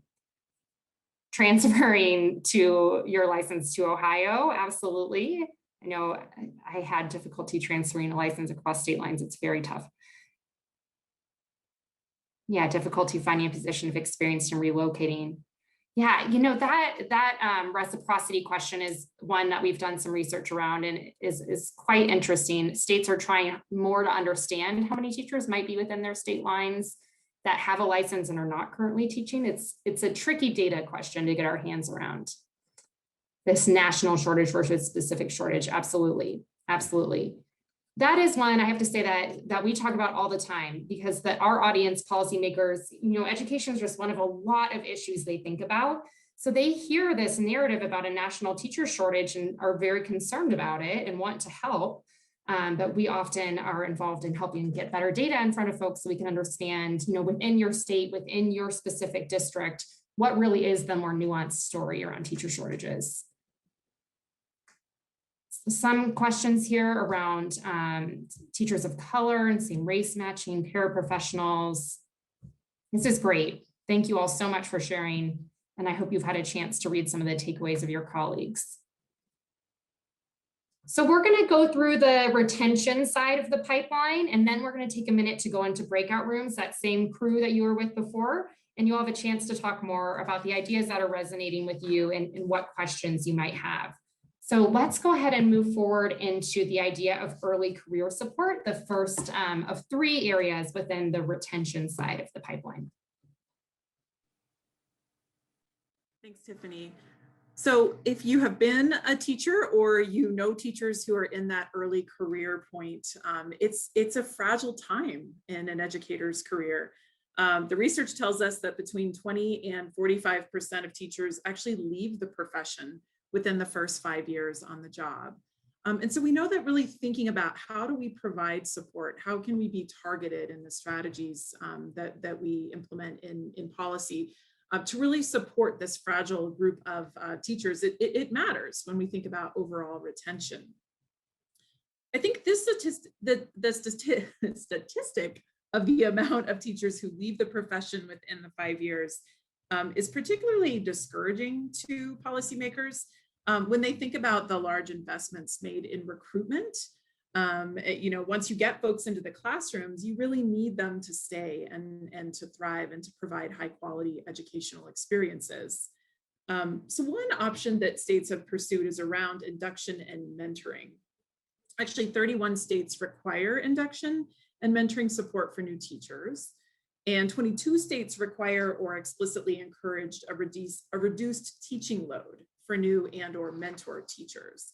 So you can kind of see some of the ways that states are thinking about how to offer support during this time, not only to the teachers who are in their early careers, but also to those who are mentoring. This brings us to the example of Alaska. And in Alaska, they were noticing that some schools were experiencing up to an 85% turnover within a year. And so the state really knew that they needed to do something in this space of retention. And so they've implemented the Alaska Statewide Mentor Project. And really what's notable here is that the mentors receive professional development on best practices in mentorship. And the work of the mentors with early career teachers has led to higher retention rates. So you can kind of see there's a win-win. Not only are the teachers being supported, but the mentors are also receiving professional development. And we're seeing that pay off in the retention rates. So we know that working conditions in educational systems also make a difference in how teachers feel about the profession. Teachers experience a lot of different kinds of stress, including lack of planning time and feelings of not being supported by school leadership. What we know is that teaching was a stressful profession before the pandemic. And with many of the challenges and changes that teachers experienced over the past year, those stressors have been magnified in many ways. We have a couple of resources that you'll see when you take a look at the PowerPoint to just sort of highlight more of the work that we've done in that area. Research demonstrates that job demands are a source of teacher stress. And according to our 50-state comparison on teacher recruitment and retention, as of 2019, only 11 states required an established portion of a teacher's workday to be designated for planning. We wanted to highlight Virginia again as an example. They require at least an average of 30 minutes per day during the student school week as planning time for elementary school teachers, and 1 planning period per day for middle school and high school teachers. Another example is in Indiana. They have introduced legislation this year to require planning time. So Indiana Senate Bill 57 would require governing bodies and administrators to provide 30 consecutive minutes free of any other assigned responsibilities as teacher preparation time. While there's not been much legislative action in states to reduce work hours, this approach may also help reduce teacher stress and improve mental health. In the state of South Carolina, they've introduced House Bill 3004 this year, which would prohibit teachers from being required to work more than 37.5 hours each week without overtime pay. So that just gives you a sense of how some states are thinking about this. I'll have you take a look at the statistics on this slide. And I'll point out that they demonstrate a disconnect in school leader perceptions in the level of support they provide and the teacher perceptions of that support.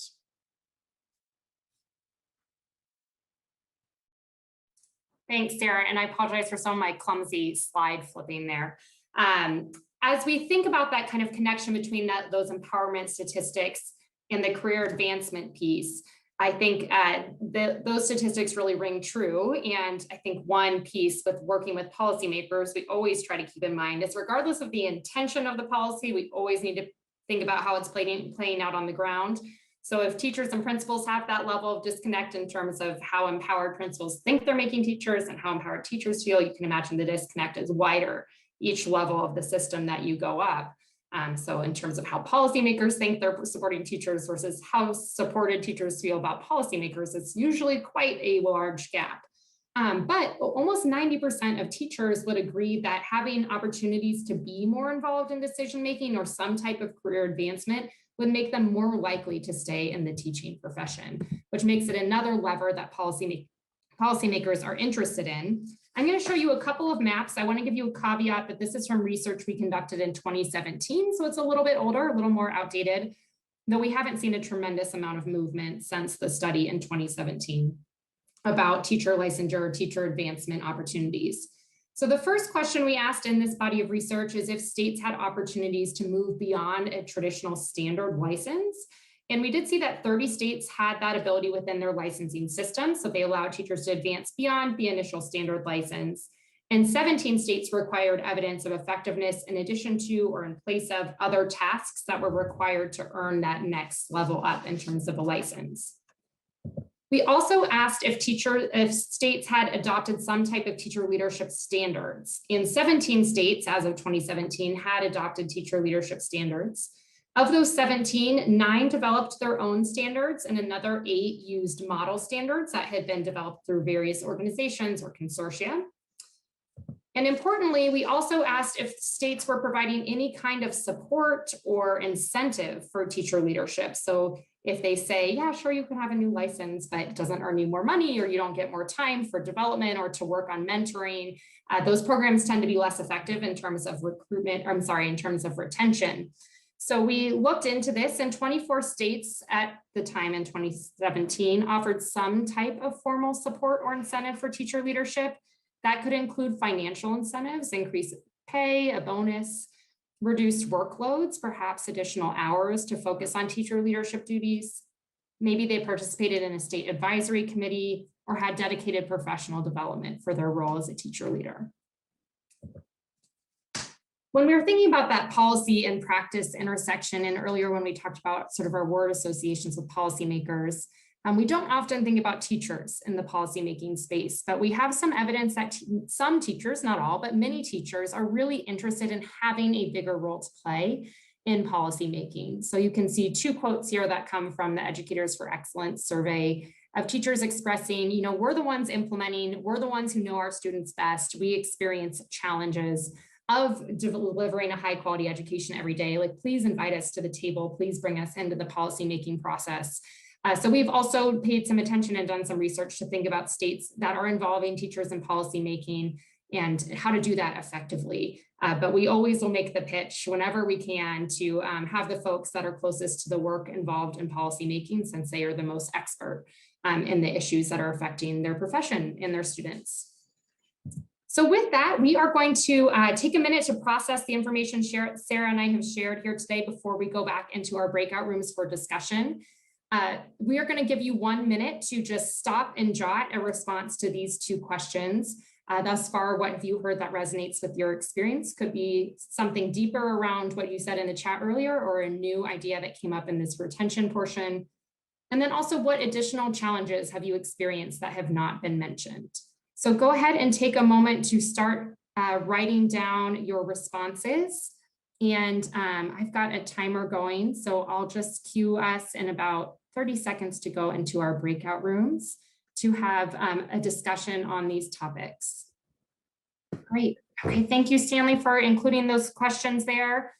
With that, we are going to be in our breakout rooms for 15 minutes, so you have time for a more rich discussion here and really share with one another what matches your experience, what doesn't match your experience, what maybe felt off from the national picture that doesn't match your experience in Ohio, and what additional challenges have you faced. So enjoy your conversation, and we look forward to hearing some of your takeaways when we come back together. All right, welcome back, everybody. I hope you had a great discussion with your breakout group. I know sharing whole group with a group this size can be a little tough.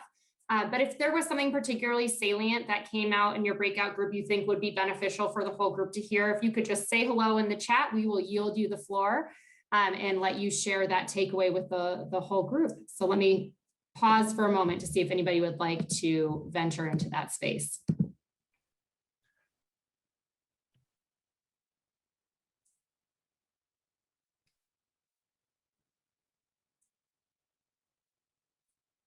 Okay. Seeing none, we will move ahead, but let me answer one question I saw in the chat, which is if we have looked at the model of teacher preparation and pipelines from Finland. The answer there is yes, we do take a look at international comparisons and sometimes bring that to policymakers, especially because, like we've talked about, there is this diversity of landscape across state to state, but sometimes international examples are the most sort of outside the box or spur more outside the box thinking for policymakers. So we do bring those international examples to bear in those discussions. So far today, we have been thinking about the issues that impact the teacher pipeline and how policymakers respond we are going to turn our attention now to how policymakers think about the idea of teacher quality. So like we talked about, the pipeline has both those quantity and quality questions. They should try to be addressed together, but some policies focus more on one than the other. So we've talked a little bit about shortages. Do we have enough teachers? Let's think about making sure we have the right teachers, which, as we spoke about early on, is a stage or is a consideration throughout every stage of the pipeline. When policymakers think about teacher quality, there are 4 questions that we hear them bring up often. I promise we don't just always bring 4 questions to our presentations. We just happen to have that twice today. And this is not from a formal study. This is sort of just the trends that we see in policy making and through our conversations with policymakers. So all of the questions are rooted in policymakers' understanding that teachers have an impact, that they impact student achievement, which is the outcome of most interest. One of the questions they often ask is, can we identify who is effective? I think from the policymaking standpoint, their thought is, if we know who's effective, maybe we can make sure that person stays. We can make sure that that person is in front of the students who needs them most. This question in many ways led to the reforms we saw in teacher evaluation over the past 10 years, as the intent often of those reforms was to better understand the diversity of teacher effectiveness and then to create policies that were more nuanced based on that understanding. Another question we hear from policymakers is, can we recruit teachers with attributes that might make them more effective? As you heard me mention earlier today, unfortunately, the research base here is really messy. So there's not clarity that if you had a really great GPA in high school or even a really great GPA at college, that you might be an outstanding teacher, or that if you do amazing in your math classes, you'll be a great math teacher. There's some evidence in some places on those more observable characteristics, but this is a messy, messy question.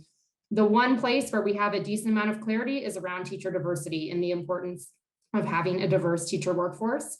So in the spirit of thinking about teacher quality, we would push policymakers to think about diversity as one aspect of teacher quality. Another question we have in mind is, can we retain effective educators at higher rates? So policymakers that are interested in this question might pursue things like performance-based pay, differential salaries for national board certified teachers, teacher leadership roles. Those policies are all designed to keep those highly effective teachers in the classroom. And we also hear policymakers ask, can we use our most effective teachers more strategically? This question has been in a lot of think pieces over the past year as we've had these wild different models of education, and one teacher could teach 100 students through a virtual platform. And by no means am I saying that that's the direction we are going or should go in education, but policymakers do ask questions about if our most effective teachers are being used strategically. So other policies in this area could include something like a bonus for a high performing teacher to move to a high need position. Or a school that has a critical vacancy. So there's a high degree of overlap between the policy examples we saw earlier today on the teacher pipeline and these policy examples around teacher quality. But we wanted to get beneath the surface a little bit more to show you that there actually are some other policies that sort of move beyond the pipeline as a whole and think about these more specific attributes around teacher quality. As we move forward, we're going to think more about this idea that diversity in the teacher workforce is an element of teacher quality. And I'm going to give you a moment to read a quote from a recent book on the topic. So I'll pause here to give you a moment to read.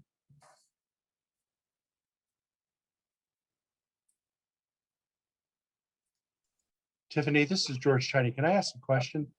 Yes, by all means, go ahead.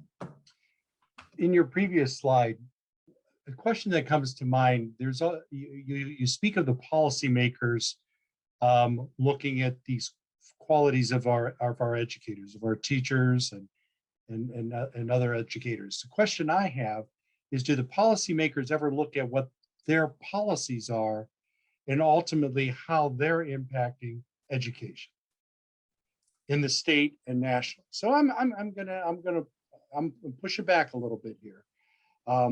Because again, I know we were quiet when you asked the question when we came out of breakout, but again, too, when we look at what type of policies are being pushed. So for example, in Ohio, a big policy push in Ohio is choice, school choice, which results in resources being directed elsewhere from the public schools. So instead of looking at how do we continue to provide professional development, create environments where teachers do have time to prepare, the teachers do have time for professional development, just like any other profession.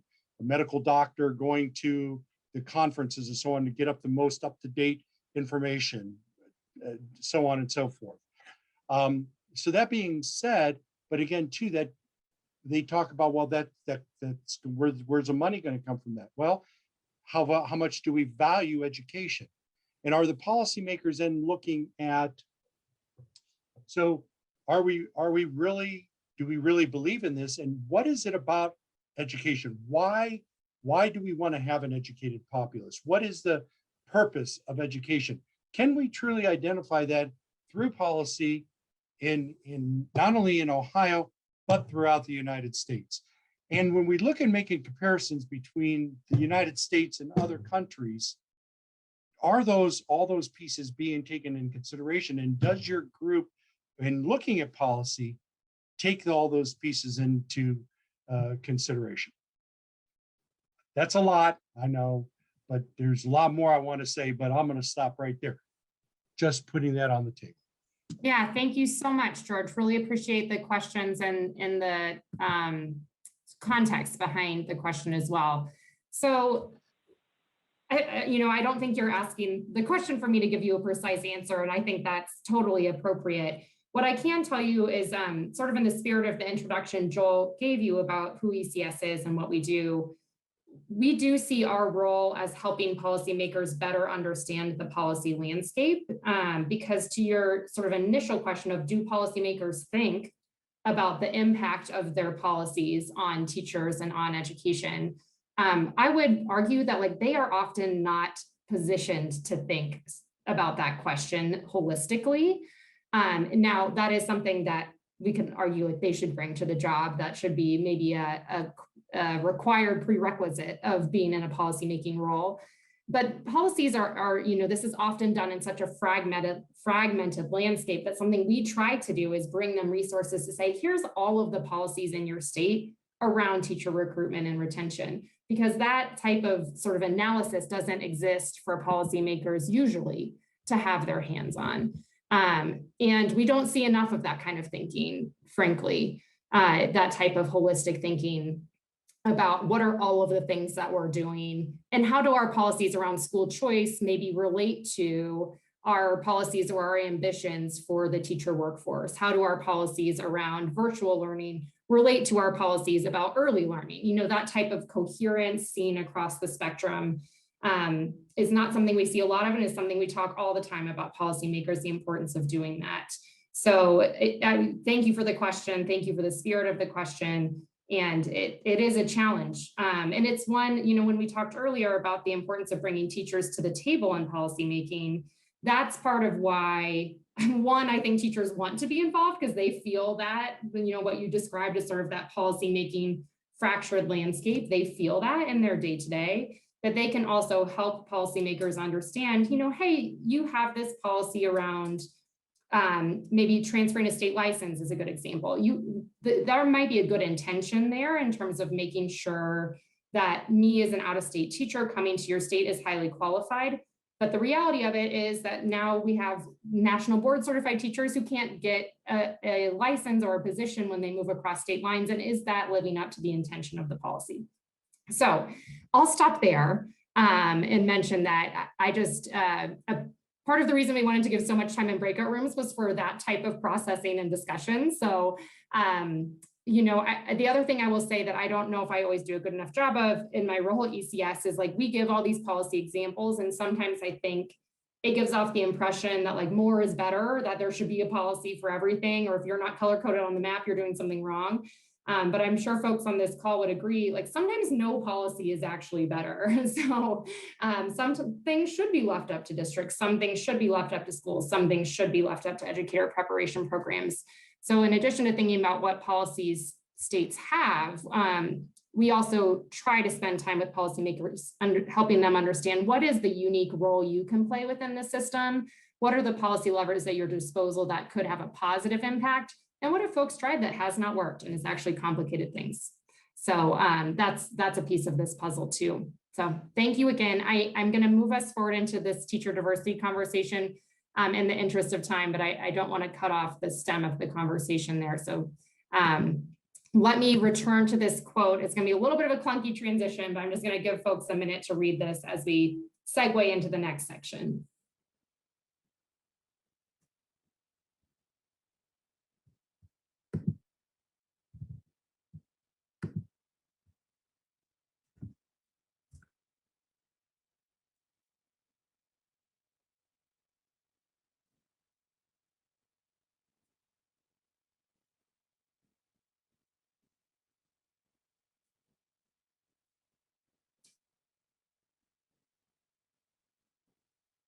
So for the remainder of the time today, we're going to focus a bit more specifically on this idea of educator diversity. And I wanted to bring this quote to bear because I don't want to give the impression that every policymaker we talk with is already thinking about diversity as an element of teacher quality. For some folks, that's a longstanding conversation, a priority. For others, that's more of an emerging understanding. But I think from where we sit at ECS, the research base is really solid, as well as the experience of students of color, of teachers of color, that demonstrate that this is going to be a critical area. And if policymakers aren't involved, we may not see the type of movement our students need. So with that, we're going to think a little bit about what some states are doing in the space of teacher diversity, and then hand it over to Eric to talk about some work in Ohio specifically. So Sarah, I'll let you lead us there. Thank you. So as Tiffany said, part of what we do in our role at ECS is to really look across states to see examples of how are states thinking about this idea of teacher diversity. And one thing that we see that states are looking at their data. So, while we do see some clear national trends, there's also trends that differ across states and even within states. And so it's just important for states to have a good handle on their state level data to examine and know where are the gaps, and then to be targeted in addressing those gaps. Some states publish data on gaps in student racial demographics and teacher demographics, including disaggregation by district and school. And some states publish data about the graduates of educator prep programs, often in relation to the communities where the programs reside. We also see that some states are creating targeted recruitment programs. So we talked a little bit ago about the Grow Your Own program in Washington, which we've seen other states implementing Grow Your Own programs as well.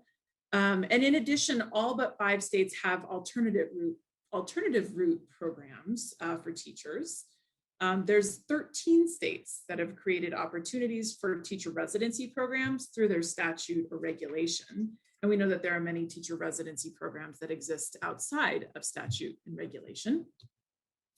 Some states are offering targeted financial incentives. And so again, as we discussed earlier today, we see programs like loan forgiveness, scholarships, and other kinds of programs that in many cases are targeted at specific populations who states are hoping to recruit into the profession.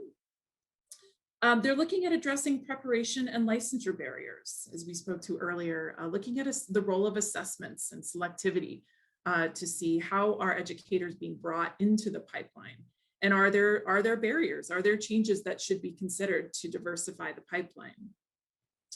States are also looking at improving working conditions, and we talked through some of those examples as well.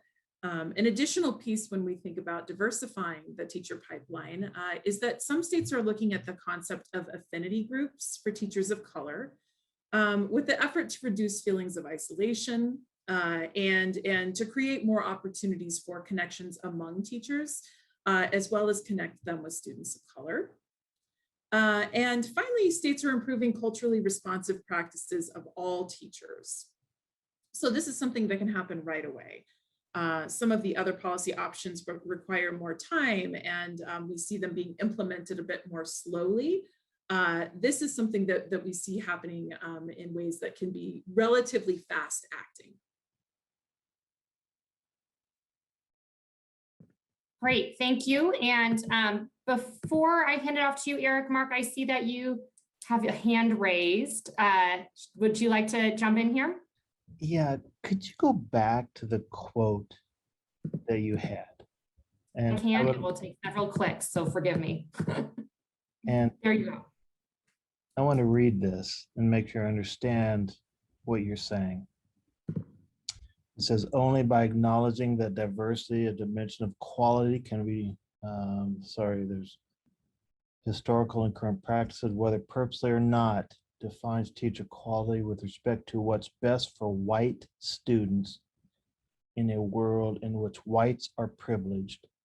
Asserting that diversity is quality, we will level the playing field for teachers of color and for the students of color who stand to benefit from a diverse teaching force. Could you elaborate on that for me? You bet. So let me tell you what I see and hear in this quote. I will not try to speak for the authors who originated it. So the reason I included this here is I think that oftentimes in policymaking discussions around the diversity of the teaching workforce, it's not always connected to the legacy of how we got to the place we are in education, both in terms of outcomes for students and the lack of diversity in the teaching workforce. So for example, we don't often talk about the impact of the years post Brown v. Board in school integration, where lots of Black teachers were not asked to continue in the profession in integrated schools. And that is part of the legacy of why we have a deficit in terms of not enough teachers of color in the workforce as a whole. So for me, I wanted to bring this forward sort of to have that connection that this doesn't exist in isolation, doesn't exist in a vacuum. But historically, the system has been designed to privilege certain students and certain teachers. So our policies need to live in recognition of that to equal the playing field for a diverse teaching workforce and for students. And that might mean a real critical examination of things that we've done for a long time and have not thought that critically about. I think licensure assessments is something that sort of comes up in that policy space. Eric, I sort of hate to put you on the spot here, but knowing that you're about to share the work of the Diversifying the Educator Workforce Committee, I wonder if this quote brings up anything for you that you'd like to add on before you go into the work of that group. Yeah, I would like to hear Eric's perspective of that quote. Yeah, for sure. Mark, good to see you again, man. You too. So my interpretation of it is, I mean, when the whole point of diversity is quality. I think if we look at this as diversity is sort of separated from quality, we don't look at sort of the way the system has led to some of these conditions. When you say, if we had a quality workforce, our workforce would be diverse. You're then examining the systems and structures that are in place that have caused these things to happen and have allowed conditions where we don't have a diverse workforce. And so, again, to Tiffany's point, you look at the history behind it. The licensure policies that were actually created intentionally to exclude teachers of color from the workforce. Or you look at some of the policies and practices that, again, to Tiffany's point, that we sort of assert as normalized or things that are just part of the way we do things. You look at them with a little bit more of a critical eye and you say, well, why aren't we meeting the quality metrics that we need to meet that are evidenced by this lack of diversity? So I think it's a little bit more of a comprehensive look at it, as opposed to saying, well, we need to look at teachers of color and kids of color and folks of color to assert like what's wrong with them and how can we meet their needs. And so I think that's the sort of intent in my mind behind saying we need to merge diversity into quality, because if we had the quality practices, policies, and rules that define what our workforce should look like, then we would, as a byproduct of that, have a diverse workforce. It would naturally flow from that because we're thinking holistically, not just in a way that would create a workforce that we see now, essentially. That was intentionally done, not accidentally done. I very much appreciate, absolutely. I appreciate that context with this quote. That makes a lot of sense. And I think having this quote there by itself without the explanation you just did, leads to a lot of different areas. So absolutely, I agree with that. Thank you, Eric. Thank you for No, thank pausing you, us there, Mark. Mark. Yeah, It's great context, great feedback. yeah, really appreciate that. With that, Eric, would you like to take the floor here and tell us a little bit about what's going on with the Diversifying the Educator Workforce Committee?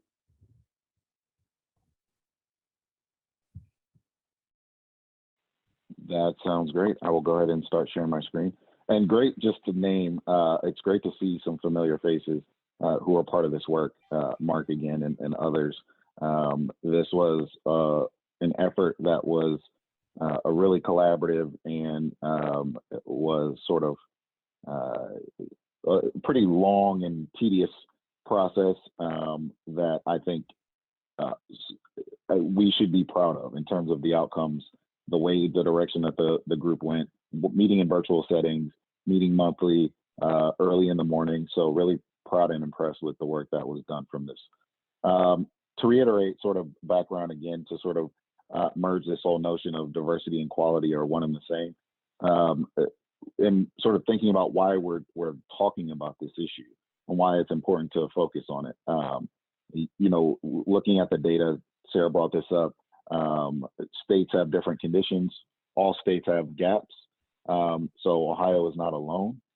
But if we look at the context and why there's an urgency to address this issue for the quality of our workforce, we see that close to 30% of students identify as students of color, but over 92% of teachers in the state identify as white.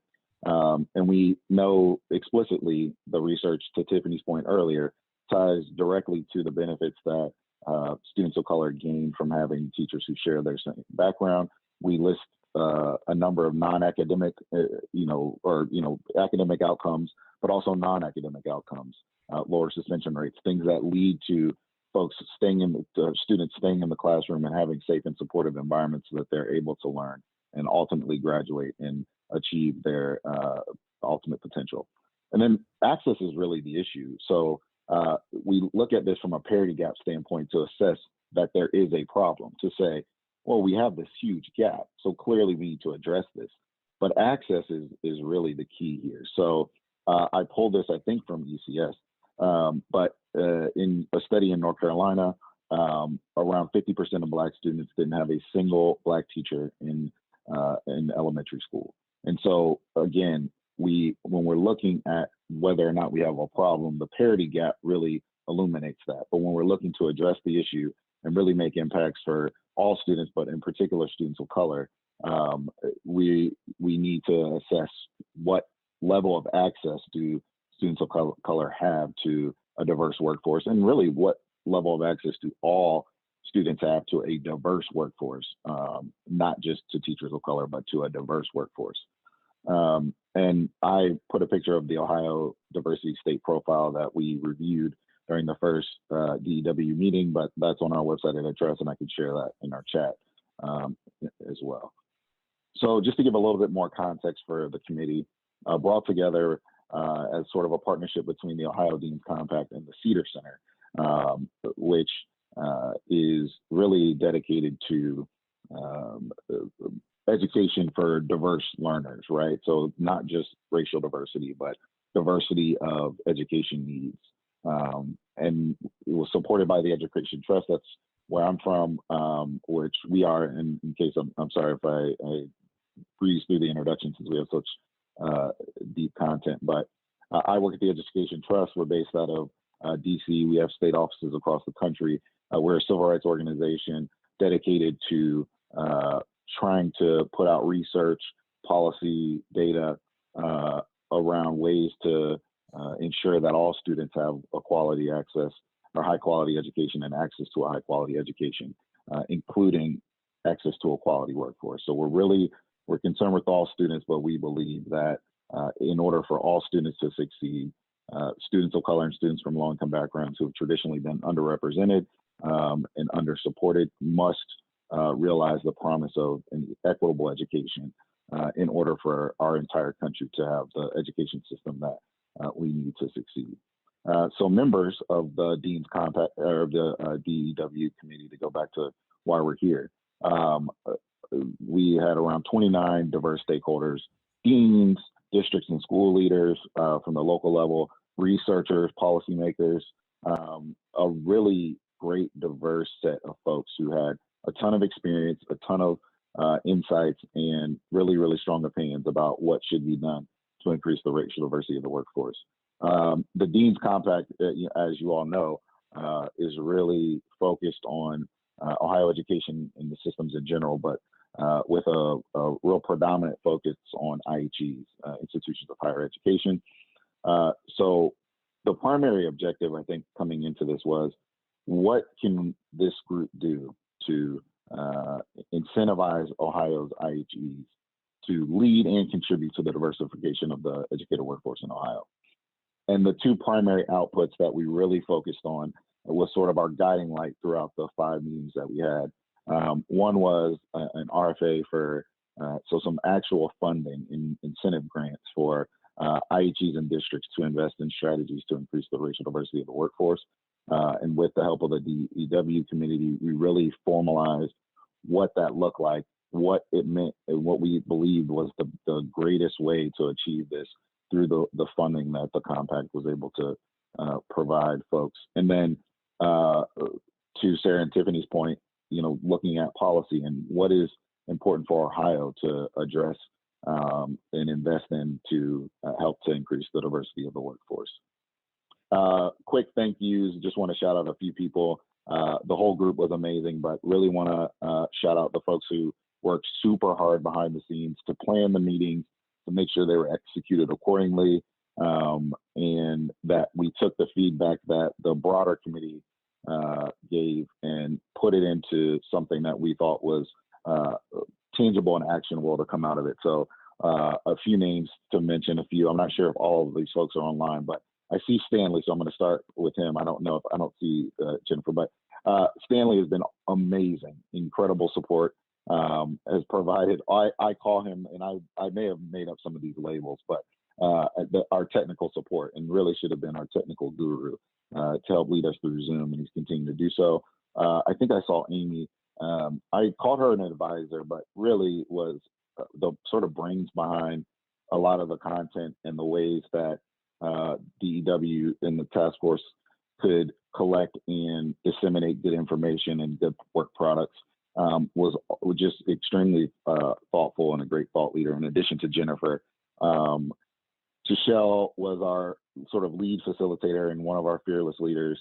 I called Deb our fearless leader, but Tashelle was also integral in sort of leading the meetings, providing that sort of guidance whenever I went astray during times where I needed to talk. So she's here. She may need to rein me back in every now and then, but just an incredible leader. And then Deb, I can't say enough about her. Loves getting those 5 a.m. emails. Deb, it felt like never slept, and is so dedicated to this work, and led us so well.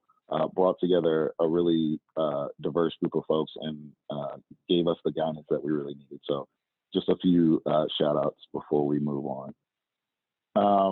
So quickly, meeting outcomes.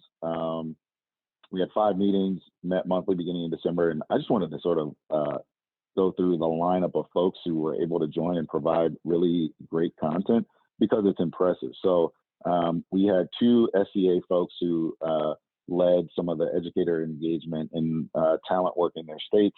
One current from New Jersey who talked about the ways that New Jersey examined the data to really narrow their focus into one area of the pipeline in which they felt like would have the best outcomes and the most positive the most positive way to increase the diversity of the workforce given the time that they had.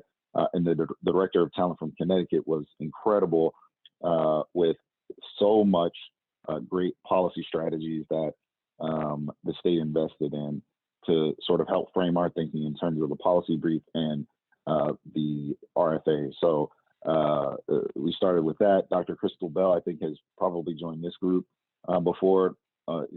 Brilliant thought leader in this space, really helped to center us in the data in Ohio in particular and do a little bit deeper of an examination.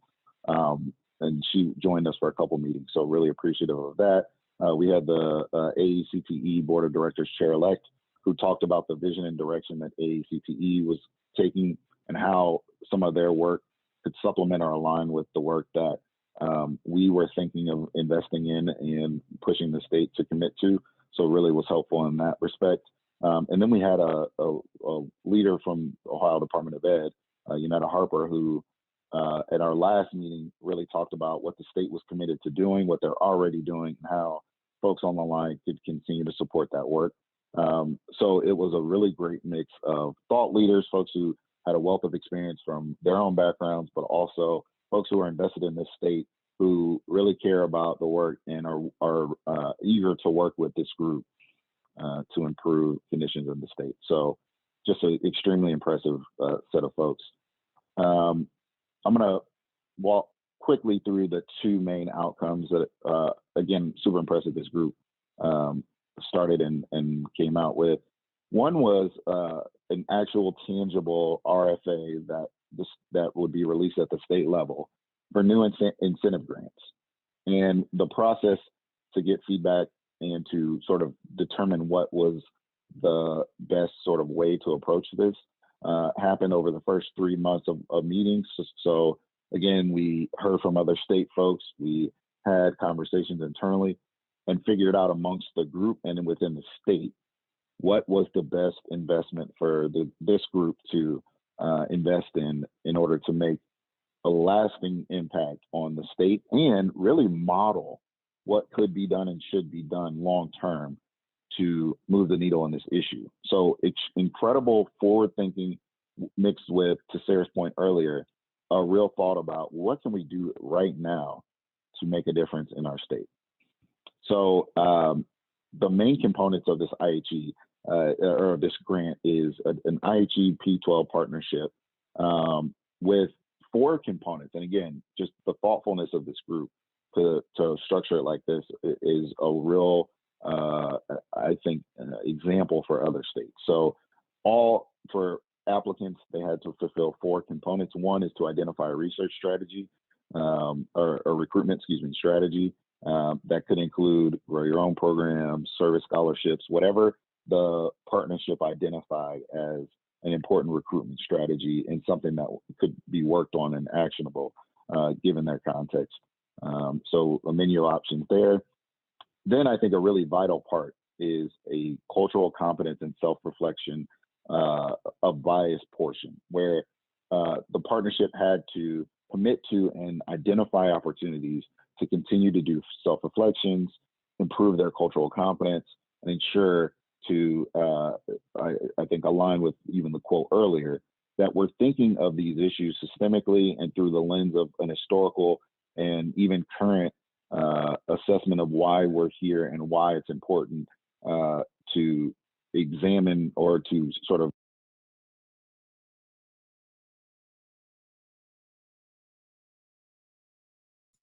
Eric, we lost your audio there.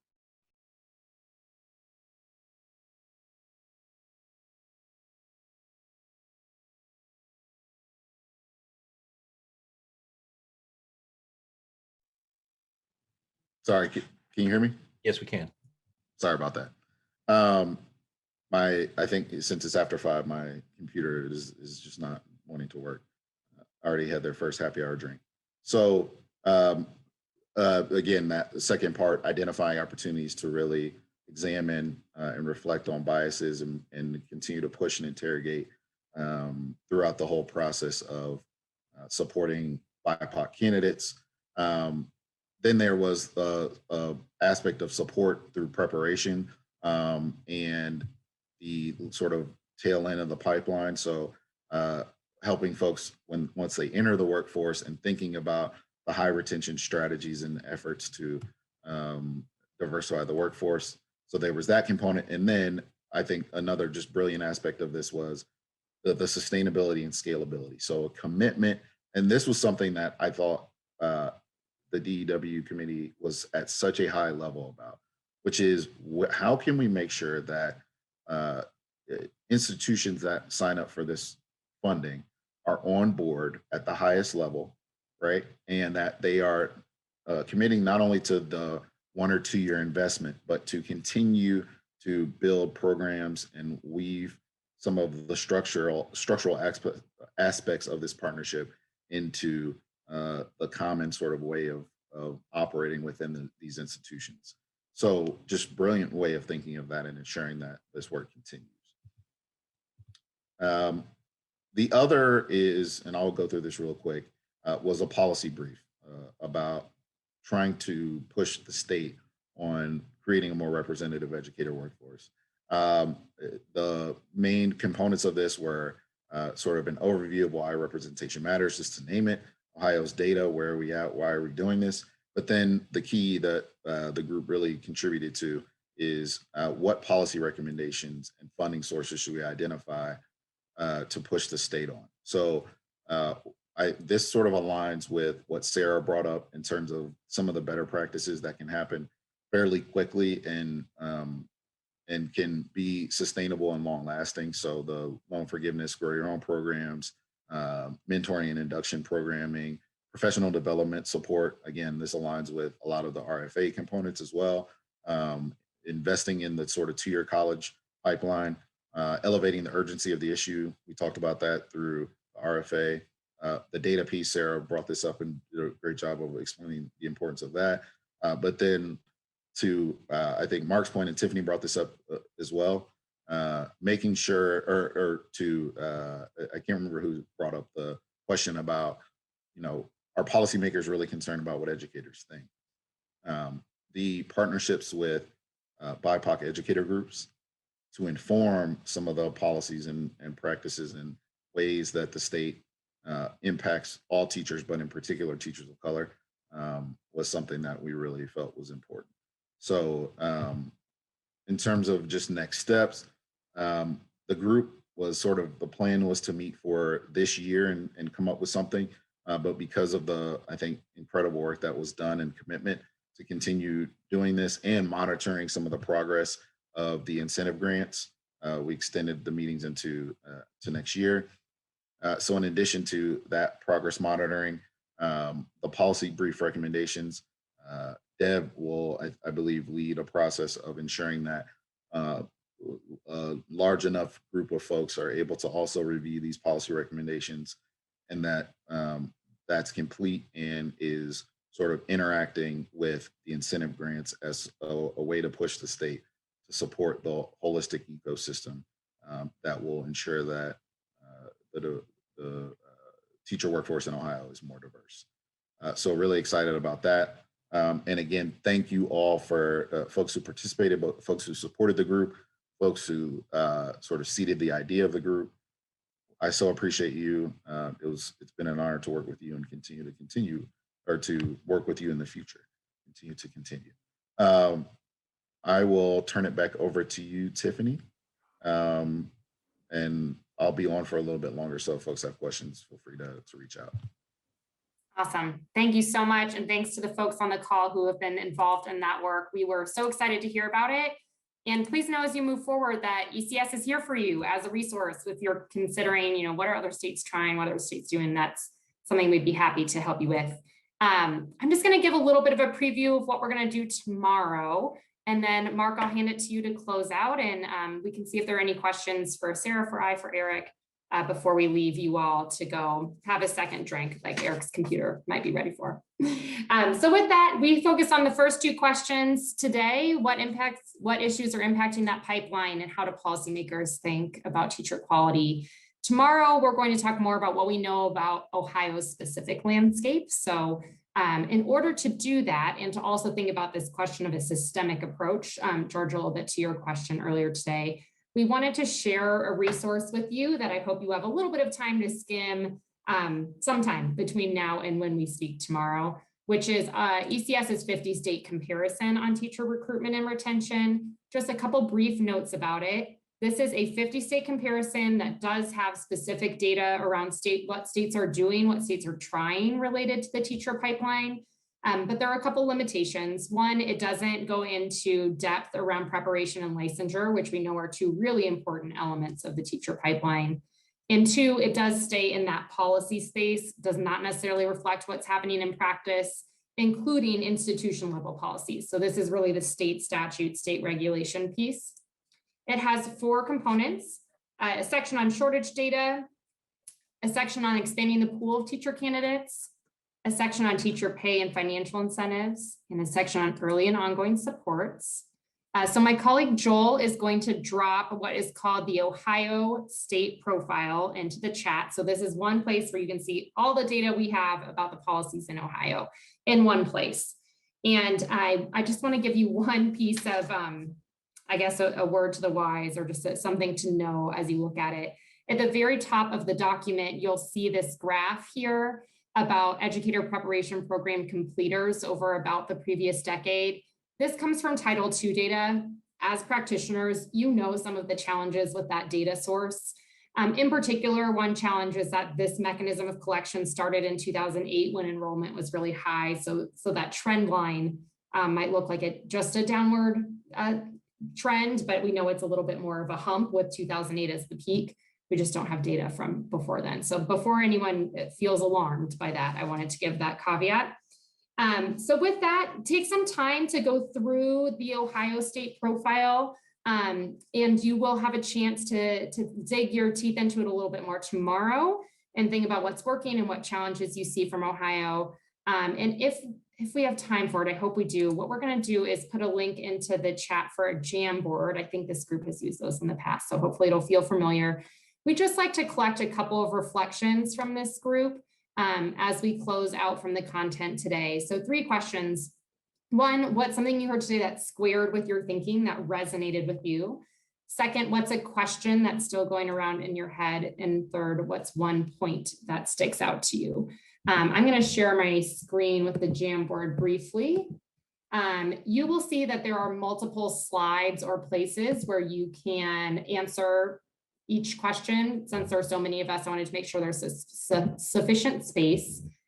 Just click this little Post-it note, type what you'd like to say, and then it will add to the Jamboard. So you can see that example there. I will of course delete that, but I'm going to give folks just a minute or 2 to add in some reflections. You can read what's coming in from your colleagues, and then we will hand it off to Mark to close out. So with that, I hope you can get the link to the Jamboard, open it up, and share some of your reflections. I'll put just a minute on the timer and then close us out. Okay, with that, I know it's the end of the day. I see a couple responses still coming in, so thank you for that. Just want to say a lot of gratitude for you all having us today. We sure appreciate it. We're going to be back tomorrow, so we'll probably say thank you again then. But Mark, I understand you have the last word this evening to close us out. Is that right? Well, you know how that goes, right? I absolutely want to thank you, Tiffany, Sarah, Joel, and of course, Eric. We've worked together a long time. Great stuff, just absolutely great stuff. Great questions, great slideshow. So thank you so much for that. I know Tiffany will be back tomorrow. Sarah, you going to be with us? That's great. Eric, you're here tomorrow too, right? I don't know. Are you? Anyway, if you are, hallelujah. We'll always love to hear from you. And Tiffany, Thanks, Mark. Sarah, for sure, would love to see you. Remember, folks, we'll open things up about 8 o'clock. Feel free to log in at that time. If you come early, I may have a joke for you. If not, that's probably a good thing. We're going to do a lot of great stuff tomorrow. We'll have all of our committee meetings, right? And we know about those. And then we're going to have Tiffany back with us for a little bit tomorrow, right? And share. And then we'll go from there. So I just wanted to wish everybody a great evening. Go out and have a good time, relax a little bit. And thanks so much. We will see you tomorrow morning.